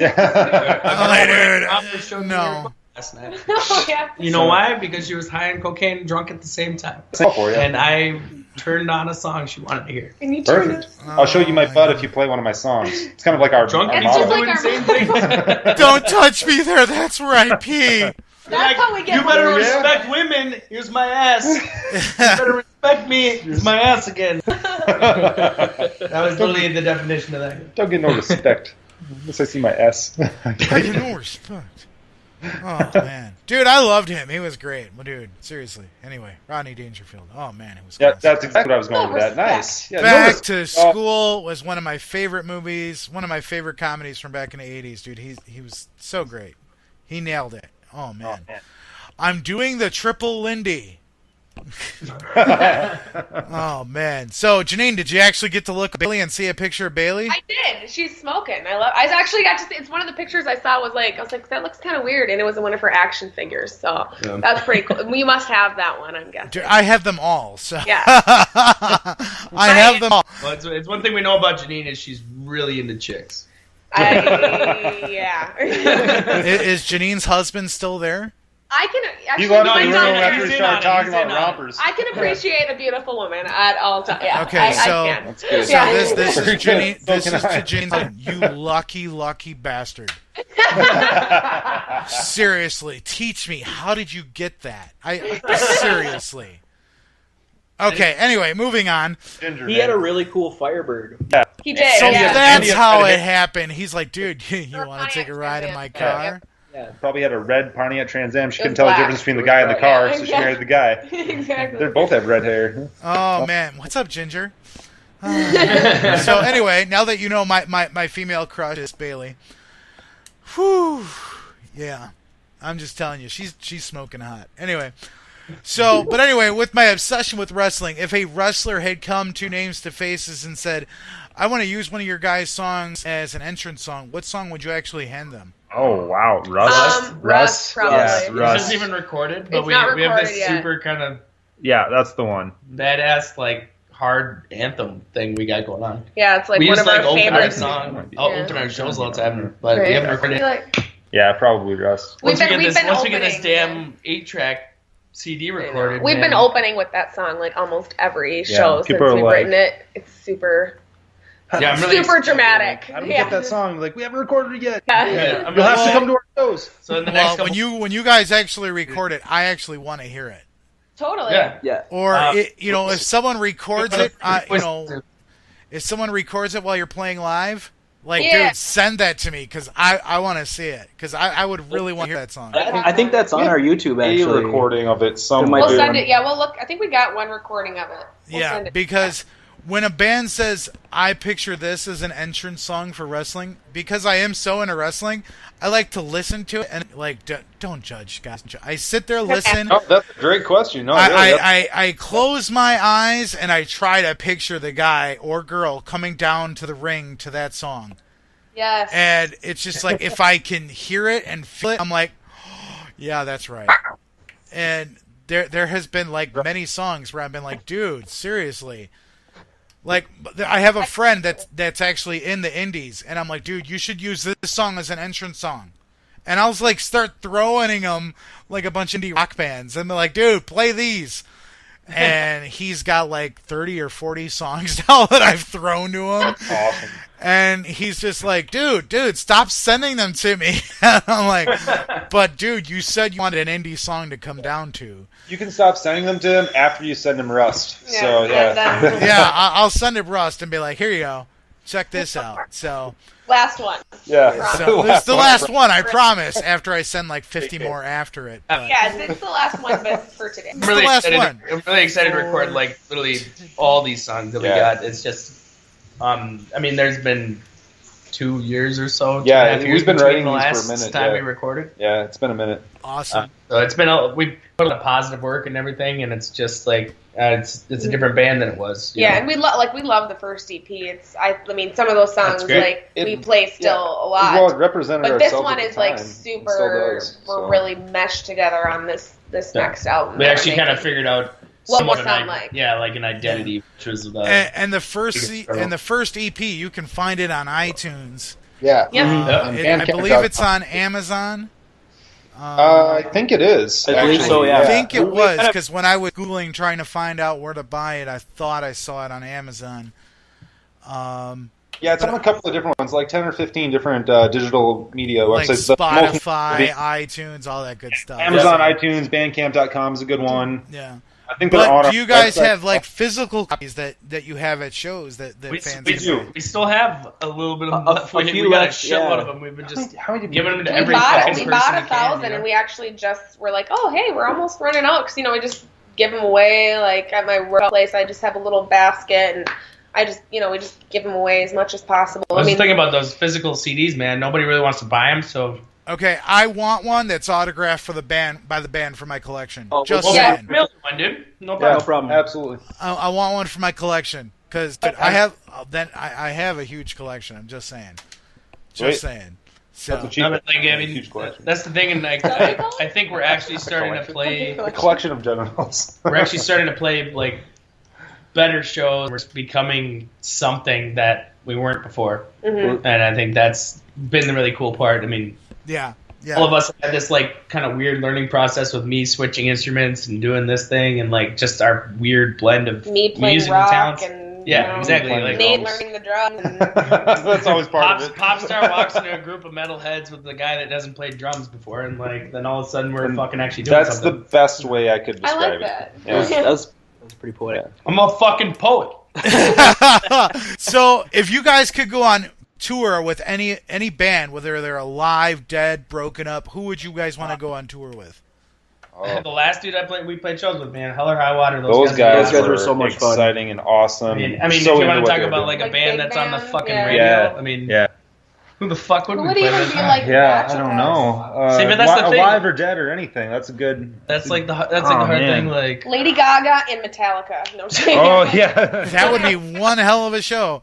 Hey, it's Name the Faces with Lady Gaga and Metallica. What the fuck? Yeah. we all agree Well, 'cause on she- that she we. did Oh, a- Bon Jovi. yeah, Definitely Bon Jovi. Yeah. for but sure. this has been a constant struggle with us. Is just to Who like, can we find agree on? that, Yeah. Like, we are like this band, but we're just not.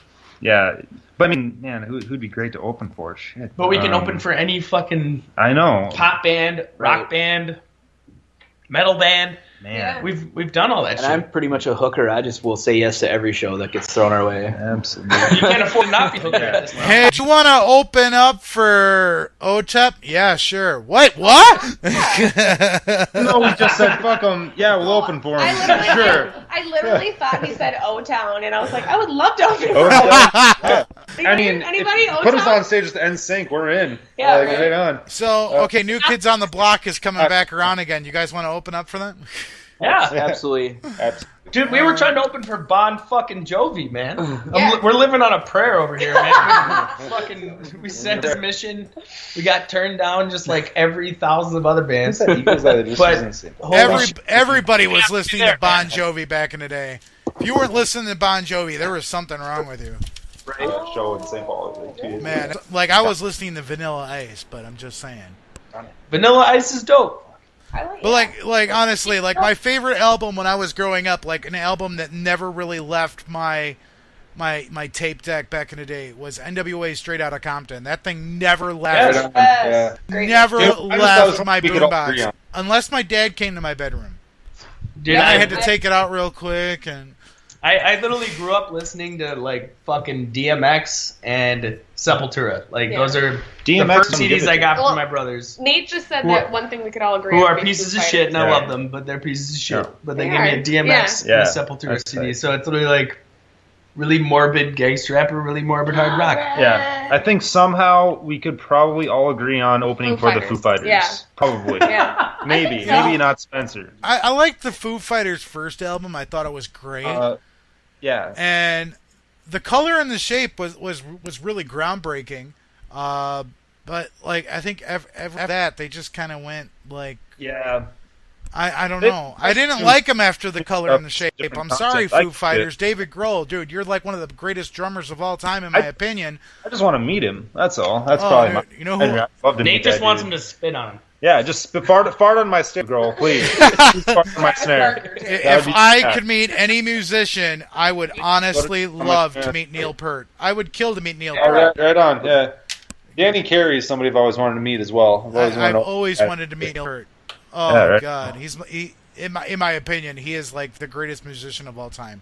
I've always wanted to meet the guy from Slipknot that hits the keg. I don't know what the fuck his name is. Oh man, I have don't no know. idea. Is it the clown or the nose guy? I don't fucking know. He hits the keg. Clown, they're not You know the that same. one guy in that one show that was doing that one thing? Yeah, that That's guy. me talking about Firefly. Oh, Yeah, man. I'd meet him in my bed. You're my dad. Jeez. I'm probably gonna go and binge watch Firefly fight now after this. Yeah, that Deadpool chick is around. It was the escort girl, man. Okay, I can't get back into this. All right. The problem is you're not thinking of Kaylee. Kaylee is the hottest chick on the right. show. That That's was- all that you was- need to worry about. You're Listen, Kaylee, absolutely he right. He can't process that. Kaylee is the hottest chick on that show. That's all you need to worry about. You're absolutely right. I cannot. Priorities. You're right. Now, we Oh, got sorry. Hey, sorry, snooze. Hollywood. Pick it up. Spencer's alarm is going off. It's 3:45 in the afternoon. it's Time to wake up. It's Fuck you guys. 3:45. I gotta wake up, man. My God. Now, Kaylee from Firefly is not the hottest chick alive. That's either Karen Gillian or Bailey. Boom. Okay, seriously. What about Emma Watson? What are we talking What about? about Emma? Emma Watson is like in my top 5. I'm just saying. All right. Like she's in there, but dude, Bailey is the hottest. Okay. She comes with an element of fear, though. Bailey does. You know, it's like she's hot and I fear her. Yeah. Well, so dude, you're- I actually seen That's a my first video row. of I see a video of her like lifting, and I was like, oh, God, that kind of scares me. So what was she lifting? Like a It had to have been. Man's skull. She was like deadlifting. It had to have been like maybe truck? 800 1,000 pounds, maybe. My Holy good. crap. That's almost how much I weigh. I was just, whoa, dude, you weigh more than me, and I'm a big dude. Fat fuck. Nah, I'm like a fat Admiral Bean. But Oh man, but I don't know. Not attractive. Out of character. I'm not playing D&D anymore. Out of character. That's just what you tell everyone. I'm just kidding. Piece of shit, man. For those of you got and I brought up this movie the last 3 episodes. Watch Knights of Badassdom. That movie is one of the best movies I've ever seen. Really I love stuff. that movie. Oh, you've seen that movie? Yes, I love yeah. Peter Dinklage. I love him. I'd like to meet him one day too. Yes. We just put it on randomly one night, and me, my now wife, daughter, we all fell in love. We were cracking up through that whole movie. Oh wow! Yeah, No idea it was going to be as amazing as it was. You let your daughter watch Knights of Badassdom? She's 15. She's 15. She's all right. Well, then that's okay. I was going to say, dude, Things that come out of her when mouth. you say daughter and just married, I'm thinking maybe like 4 or 5 years old. No, sorry. That was just my mind, 4 or 5, but that's me. You know what happens when you assume things, guys? You make an ass of you and me. So that's what just happened. I made an ass of me. Welcome to my world, man. So now, getting to know you guys just on a more personal level, because we talked about music, but let's get behind the music, which we have a little bit. But what's the first concert individually? Let's go around the horn. What's the first concert you've ever been to? Ever been to? Ever been to? Yeah. First concert. My brother, who's an asshole. He's an asshole, but he took me to this concert. No, my asshole brother brought me to a Metallica show. I think it was like the Saint Anger tour, whatever, like the worst CD they ever made. And that was my literal first show that I went to. Unless you want to come going to a school choir concert. Maybe. Well, the choir concert. There was one song on that Saint Anger album that I actually liked, and that was Frantic.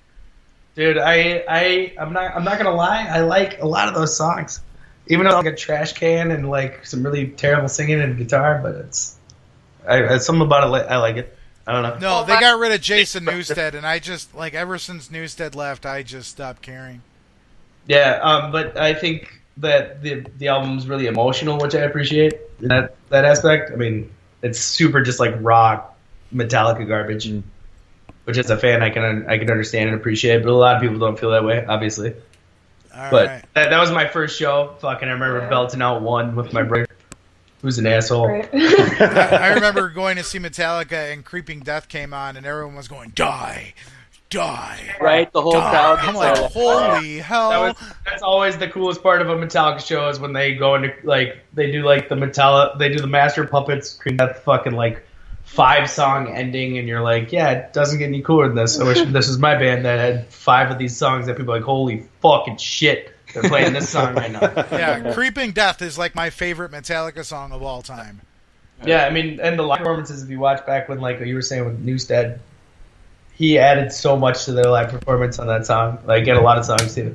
And they just mixed him right up. With backup vocals, which is kind of funny because that's kind of like what I do, but he doesn't really do backup vocals, he just people. Yeah. That's what you do. That's literally what I do. Oh. Yeah, so if you guys ever do Creeping Death, there you go. Die, die! Well, dude, I'm working on it. Mute him out. Okay. Well, I'd say my first concert is going to be a testament to my pop background. My dad took me and my sisters to NSYNC. Oh, yeah! They were all the rage. I mean, they still are. No, but it was fan. And actually, I don't even know, this might have been before because I don't remember. I barely remember. My dad took, he went to Cher. He took me to Cher. I mean, she's an icon. So let's be real. So that just shows the different background of. Dude, I mean, if my bandmates, I go to if I ever met Justin Timberlake, I'd get down on one knee and blow him like a circus seal. Yeah. Oh my. Yeah, but, That's magical. A serious JT fan after I ended up at a Justin Timberlake show one time, and my mind was blown. One of the best concerts I've ever seen. Yeah, he's just fantastic. That's who we should open up. That's not my first concert. Yeah, we should open for Justin Timberlake. Yeah, that sounds great. I sat there and I watched like I wanted to see The Social Network. Yeah. And Justin Timberlake was in it, and I was just like, oh my god, dude, no. Like, I really wanted to see the movie, then I found out he was in it, then I watched the movie, and I was like, wow, he didn't do that bad of a job. Oh, he's pretty good. And then one of my favorite movies came out, which he was in, which was In Time. That movie Yes! I really, really love that movie, and a lot of people are like, dude, that movie sucked. I'm like, dude, that movie was... That was sweet. Hey, man. It's really funny because I come from this metal background, but Justin Timberlake, I've found so many death metal bands are like, yeah, I really like Justin Timberlake. And I'm like, what the fuck do you mean? Like, your name's butchering human carcass for human consumption. What the fuck? There was a guy that I interviewed that was down in Florida. A guy I interviewed from down in Florida, Big Griff. He was a rapper down in Florida. He is a huge, huge NSYNC fan. And he said he remembers having his girlfriend go and buy him No Strings Attached when it came out. He's like, you want to go in the store and buy that for me? Because I don't want anyone to know that I bought this. You could have just said, I'm getting this for my girlfriend. Well, you never know. I mean, they would be able to face that he really wanted it. They could see it in his eyes. Like, all I got to say is, dude, I'm bringing sexy back, and I don't care. So I bought a Beyonce album once for my girlfriend. It was amazing. Nate, what was your first concert? Oh, man. I think I was 16. And first time going to Minneapolis, I saw... let's remember my upbringing. It was put together by my Christian school I was going to at the time, but it was a Switchfoot concert. Oh, yeah. And it was when they were doing, like, Meant to Live. Switchfoot. You said Swift. Oh, well, yeah. Well, they were quick. No, Switchfoot, and they were doing the Meant to Live tour, and it was just incredible. It was I was a huge fan. It was the first time I ever crowd surfed, ever got kicked in the face. Came out of there just wanting to do it again. It was unbelievable. That's kind of where my whole growth. I picked up a guitar like shortly after that when I was like 17 or something like that, and just started playing a little bit here and there. And yeah, that was a huge experience. It was like where everything kind of sparked. And then last year. I was serving at my job or bartending, and who's sitting in booth 18 but the band Switchfoot? And I went right over. I was like, I don't want to be that weird guy, but I'm 30 now, and it's weird. But I shook their hands, got their card, and just like kind of talked to them for like 10, 15 minutes. The greatest like 10, 15 minutes I can remember, kind of like revisiting. I think they've been together for almost 20 years now, or 15, 20 years. But that was like kind of the reconnection. I just had that like. Over Christmas, it was like 6-8 months ago, and I got to meet him at my job, and I was just like totally floored, and like went home seeing stars in my eyes again, like for the first, like for this, yeah, it reminded me of how awesome that show was, and they're just the coolest dudes. Yeah, it was incredible. Jeremy, your first concert? I'm trying to remember which was exact. In high school, I had this friend, and she was dating this guy who was a drummer in a band called Fourth Grade Nothing. Here in Minneapolis, and I got to be friends with him, and he took me to so many shows. I don't remember which one was the very first one, but I got to see a lot of old great hardcore bands like Earth Crisis and Martyr AD and Martyr AD, man, who else? And I don't remember which one of those was the first, but he was just taking me to all these hardcore shows that were in people's basements, just killing it. And that's how I knew that, guys could make a band and just go out and play shows and have a great time, and it was a thing that real people could do. It was attainable. Could do, and I had been playing guitar for a long time, and I wanted to be in a band, but it just I didn't know anybody else that played in bands at that time. So yeah. Like my first concert was AC/DC, so nice. I mean, wow. I kind of started off like High? A little high note there, no but joke. How you were talking about with your dad, Janine. My dad, probably one of my favorite concerts I ever went to, which Rush is my favorite band of all time, but like one of my favorite concerts I've ever been to. Now, a lot of people don't like this band, but that's fine. It's like when I listen to this band, I think of my dad, and my dad's fighting cancer, and.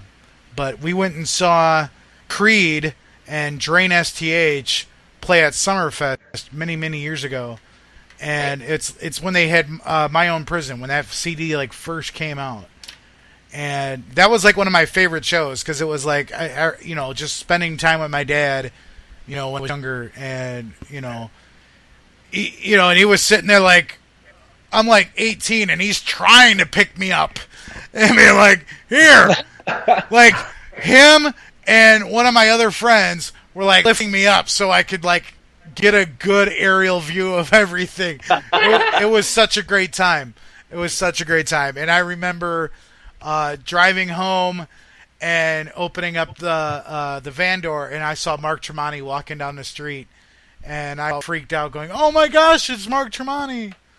And I told my dad to stop and let me jump out and get an autograph, and he wouldn't let me. And I was like, "Oh man!" And he's like one of my favorite guitarists of all time. But that's neither here nor there. But a lot of people don't like Creed, and that's fine.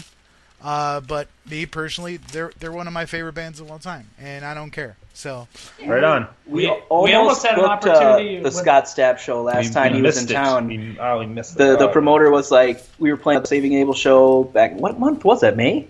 I think it was May because it was around May. And the promoter came up to us afterwards. He's like, do you guys want to be on the Scott Stapp show? And I was like, we have another show like that same weekend. I'm not really sure if it's good. I talked to the band, and I talked to these guys, and they're like, yeah, let's do it. So I went back to him. I'm like, you know what? We decided we will do it. And then he's like, I don't know. Oh, that's right. He never got back to us. He did and then he texted us. While the opening band was playing, he texted us. He texted I wish me. You guys were playing. Yeah. He literally texted us that night of the Scott Stapp show. He's like, I wish you guys were on this show. And we're just like, we did too. Yeah, it's too bad. Yeah, because if you would have met Scott Stapp, I would have been like, dude, I hate you. I'm like, dude, I seriously have this interview with you and hate us. Well, we still have the opportunity. Yeah, maybe one day.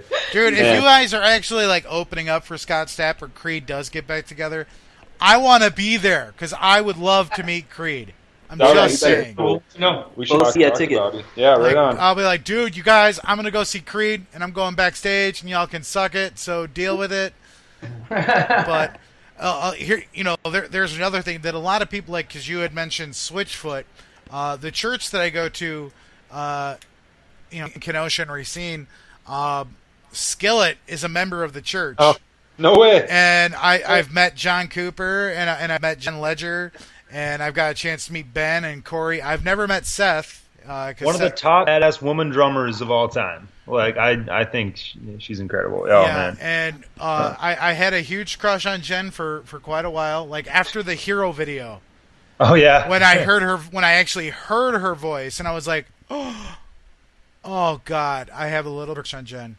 And then it wasn't very long, but I actually got to meet her, and then I was like, yeah, that just ruined my crush because you're not famous to me anymore because I've met you a few times. Yeah, I can't have the famous crush on you anymore.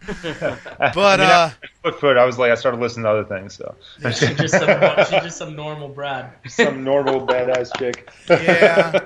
Yeah, I love Skillet. Skillet is awesome. And I had a chance to go and see him today because, no, it's actually tomorrow. Tomorrow, which is actually a few days ago from when I'm posting this, July 3rd, they're going to be playing with the Day Rollers at the 95 Will Rock show at the Great Lakes Naval Base. Wow. And I really, really want to go, but I'm like, with everything that's happened over the month of June, June has been a rough month for us in the house. So I just, even though it's like a free show, it's like the gas to get there, and it's just things are still kind of tight for us. But anyway, that's another story that we'll talk about when we're not recording. Anyway, so. Oh man! So what are some of the inspirations that got you guys going? Like I know we kind of talked about it, with Switchfoot and Lady Gaga and things like that. But what are some of the things that like really kind of like pushed you into, what you really are now, whether it be like musically or non-musically speaking, that that put you into the place that you're at right now? Man, I don't know. I grew up in a fucked up situation, man. It was brutal. There's a lot of past addictions and all these things in my life, and music's always just been that thing that I did to keep me sane. I don't know. And it was just like an expression. Yeah, when words fail, music speaks. That's all I can say. I've become a more normal person, but I'm still like, I mean, that's literally the only fucking hobby I've ever had where I feel like I can do literally anything I want to. You know, like I can scream at people, I can play whatever the fuck bass line I want to do, I can play any note I want to do, and I can just express myself in that moment. And that's always been just like a big release. Yeah. You know? For necessity, it makes life easier to deal with if I can produce music or express myself some other way than talking. It's talk too much anyway, so when I shut up and play the drums, it's much more productive. Yeah. And I didn't find the drums till later on in life, but something I connected myself to because I had to like Spencer said, to stay sane. I didn't have the same background as Spencer, but we all deal with that little slight insanity, and it keeps our feet on the path of just keep making more and different music, and I don't know. It keeps us healthy. I don't know. That's the best way I can put it, I guess. I don't know. I would say for me, it's all stemmed kind of. I mean, my whole family's very musical, but I would say my dad is the main, inspiration for me. He's like an incredible pianist, and he's written, hundreds of songs. He has like a whole book of all the songs he's written since he was little, and he just that I would sing and write songs at a very young age, and he just always has nurtured that, and he's just been there, and he's helped me just like record, and he's helped me get it and put my stuff online all the time and make videos. He's made a video for us, for the band. He's made a video for me, and he's just like an incredible man. Like he's just like he does it all, and I definitely would not be the musician I am today if it wasn't for him. He's the man, Vince. We love Vince. I wish I would have had that when I was growing up, because when I was growing up and I watched wrestling for the first time, I said, that's what I want to do. Yeah. And, my dad was like, no, that's never going to happen. It's not a possibility. Just don't even try. Yeah. And I was like, okay. He goes, try football. You can be in the NFL. And I'm sitting there thinking to myself, okay. Yeah. And now that I'm older, and I'm like, dude, I had a better shot at getting in the wrestling than I did NFL. Yeah. But, oh, man. Yeah. But now I just sit and watch wrestling all the time. So. It works. Yeah, I remember as a kid just, I always gravitated towards music. The radio was always on, and there were songs that I liked, and once I started getting favorites, which has been fun to watch my own son do, like watching him get into bands and start listening to his favorite songs. But like Bon Jovi's "Slippery," I used to listen to that on repeat, playing with my Transformers, and I would just lay awake at night dreaming of being Richie Sambora playing guitar. I always wanted to be a guitar player for some reason. I don't know why, but and no one else around me was really musical or artistic or anything, and I don't know where it really came from, but it was just something I always sought out. And I had that same thing.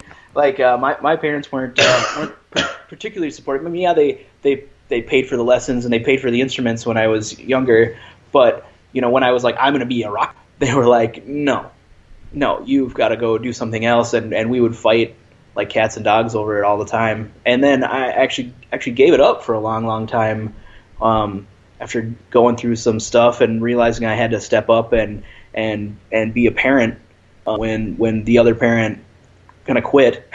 and it wasn't until about the time I met Nathan was when I'd decided it was time, and I ordered a new guitar again. Went online, ordered a new guitar, and I'd pretty much gotten it in the mail, I think, when you and I started hanging out. I was like, dude, I just got a guitar again, and it's just it's something that's always on in my head. There's always rhythms and melodies always going on. I'm always like drumming little drum beats with my teeth, and people see me doing. They're like, "What are you eating?" I'm like, "I'm not. I'm playing the drums with my mouth." It's weird, I know, but it's just it's in my DNA somewhere.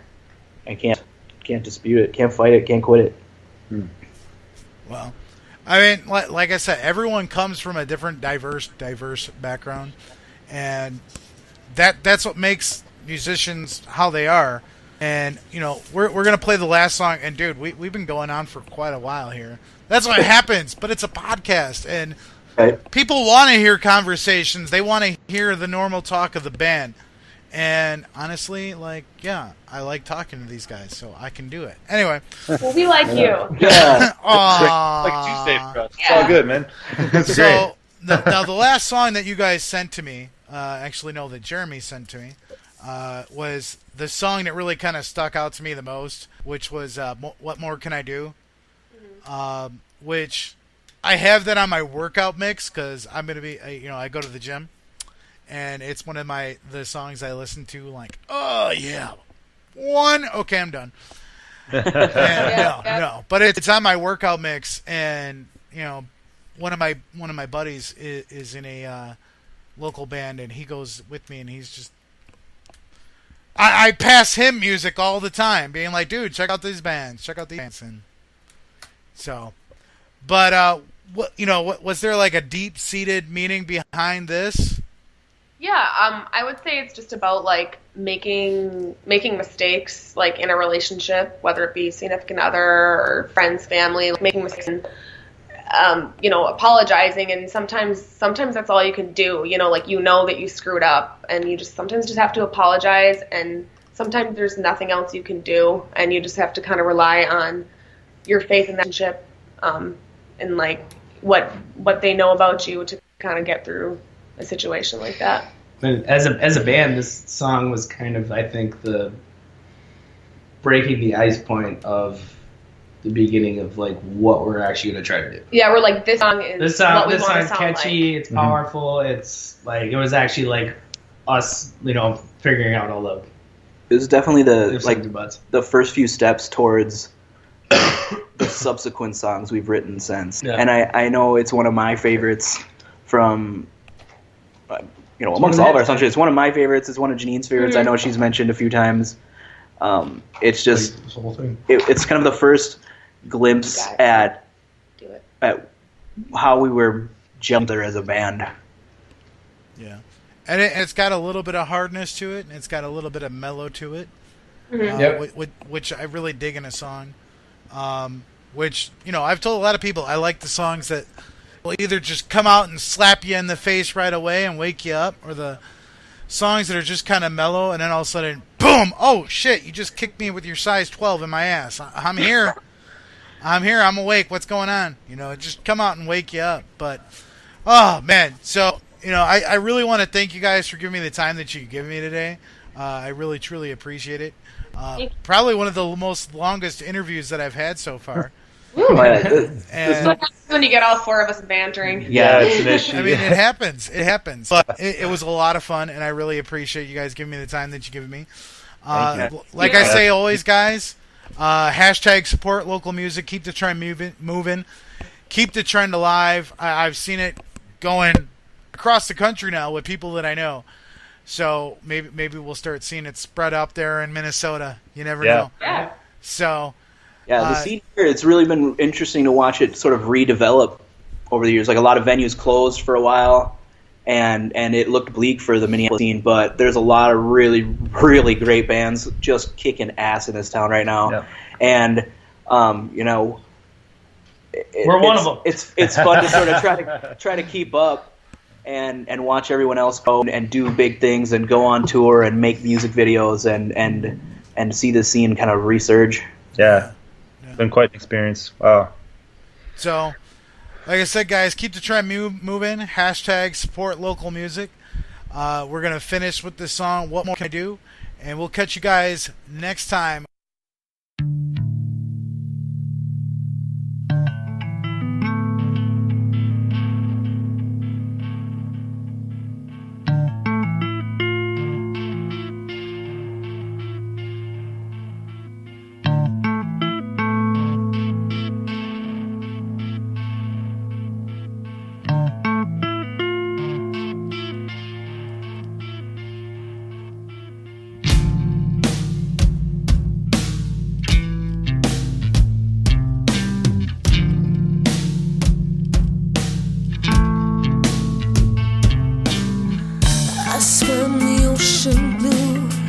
just to get back to you.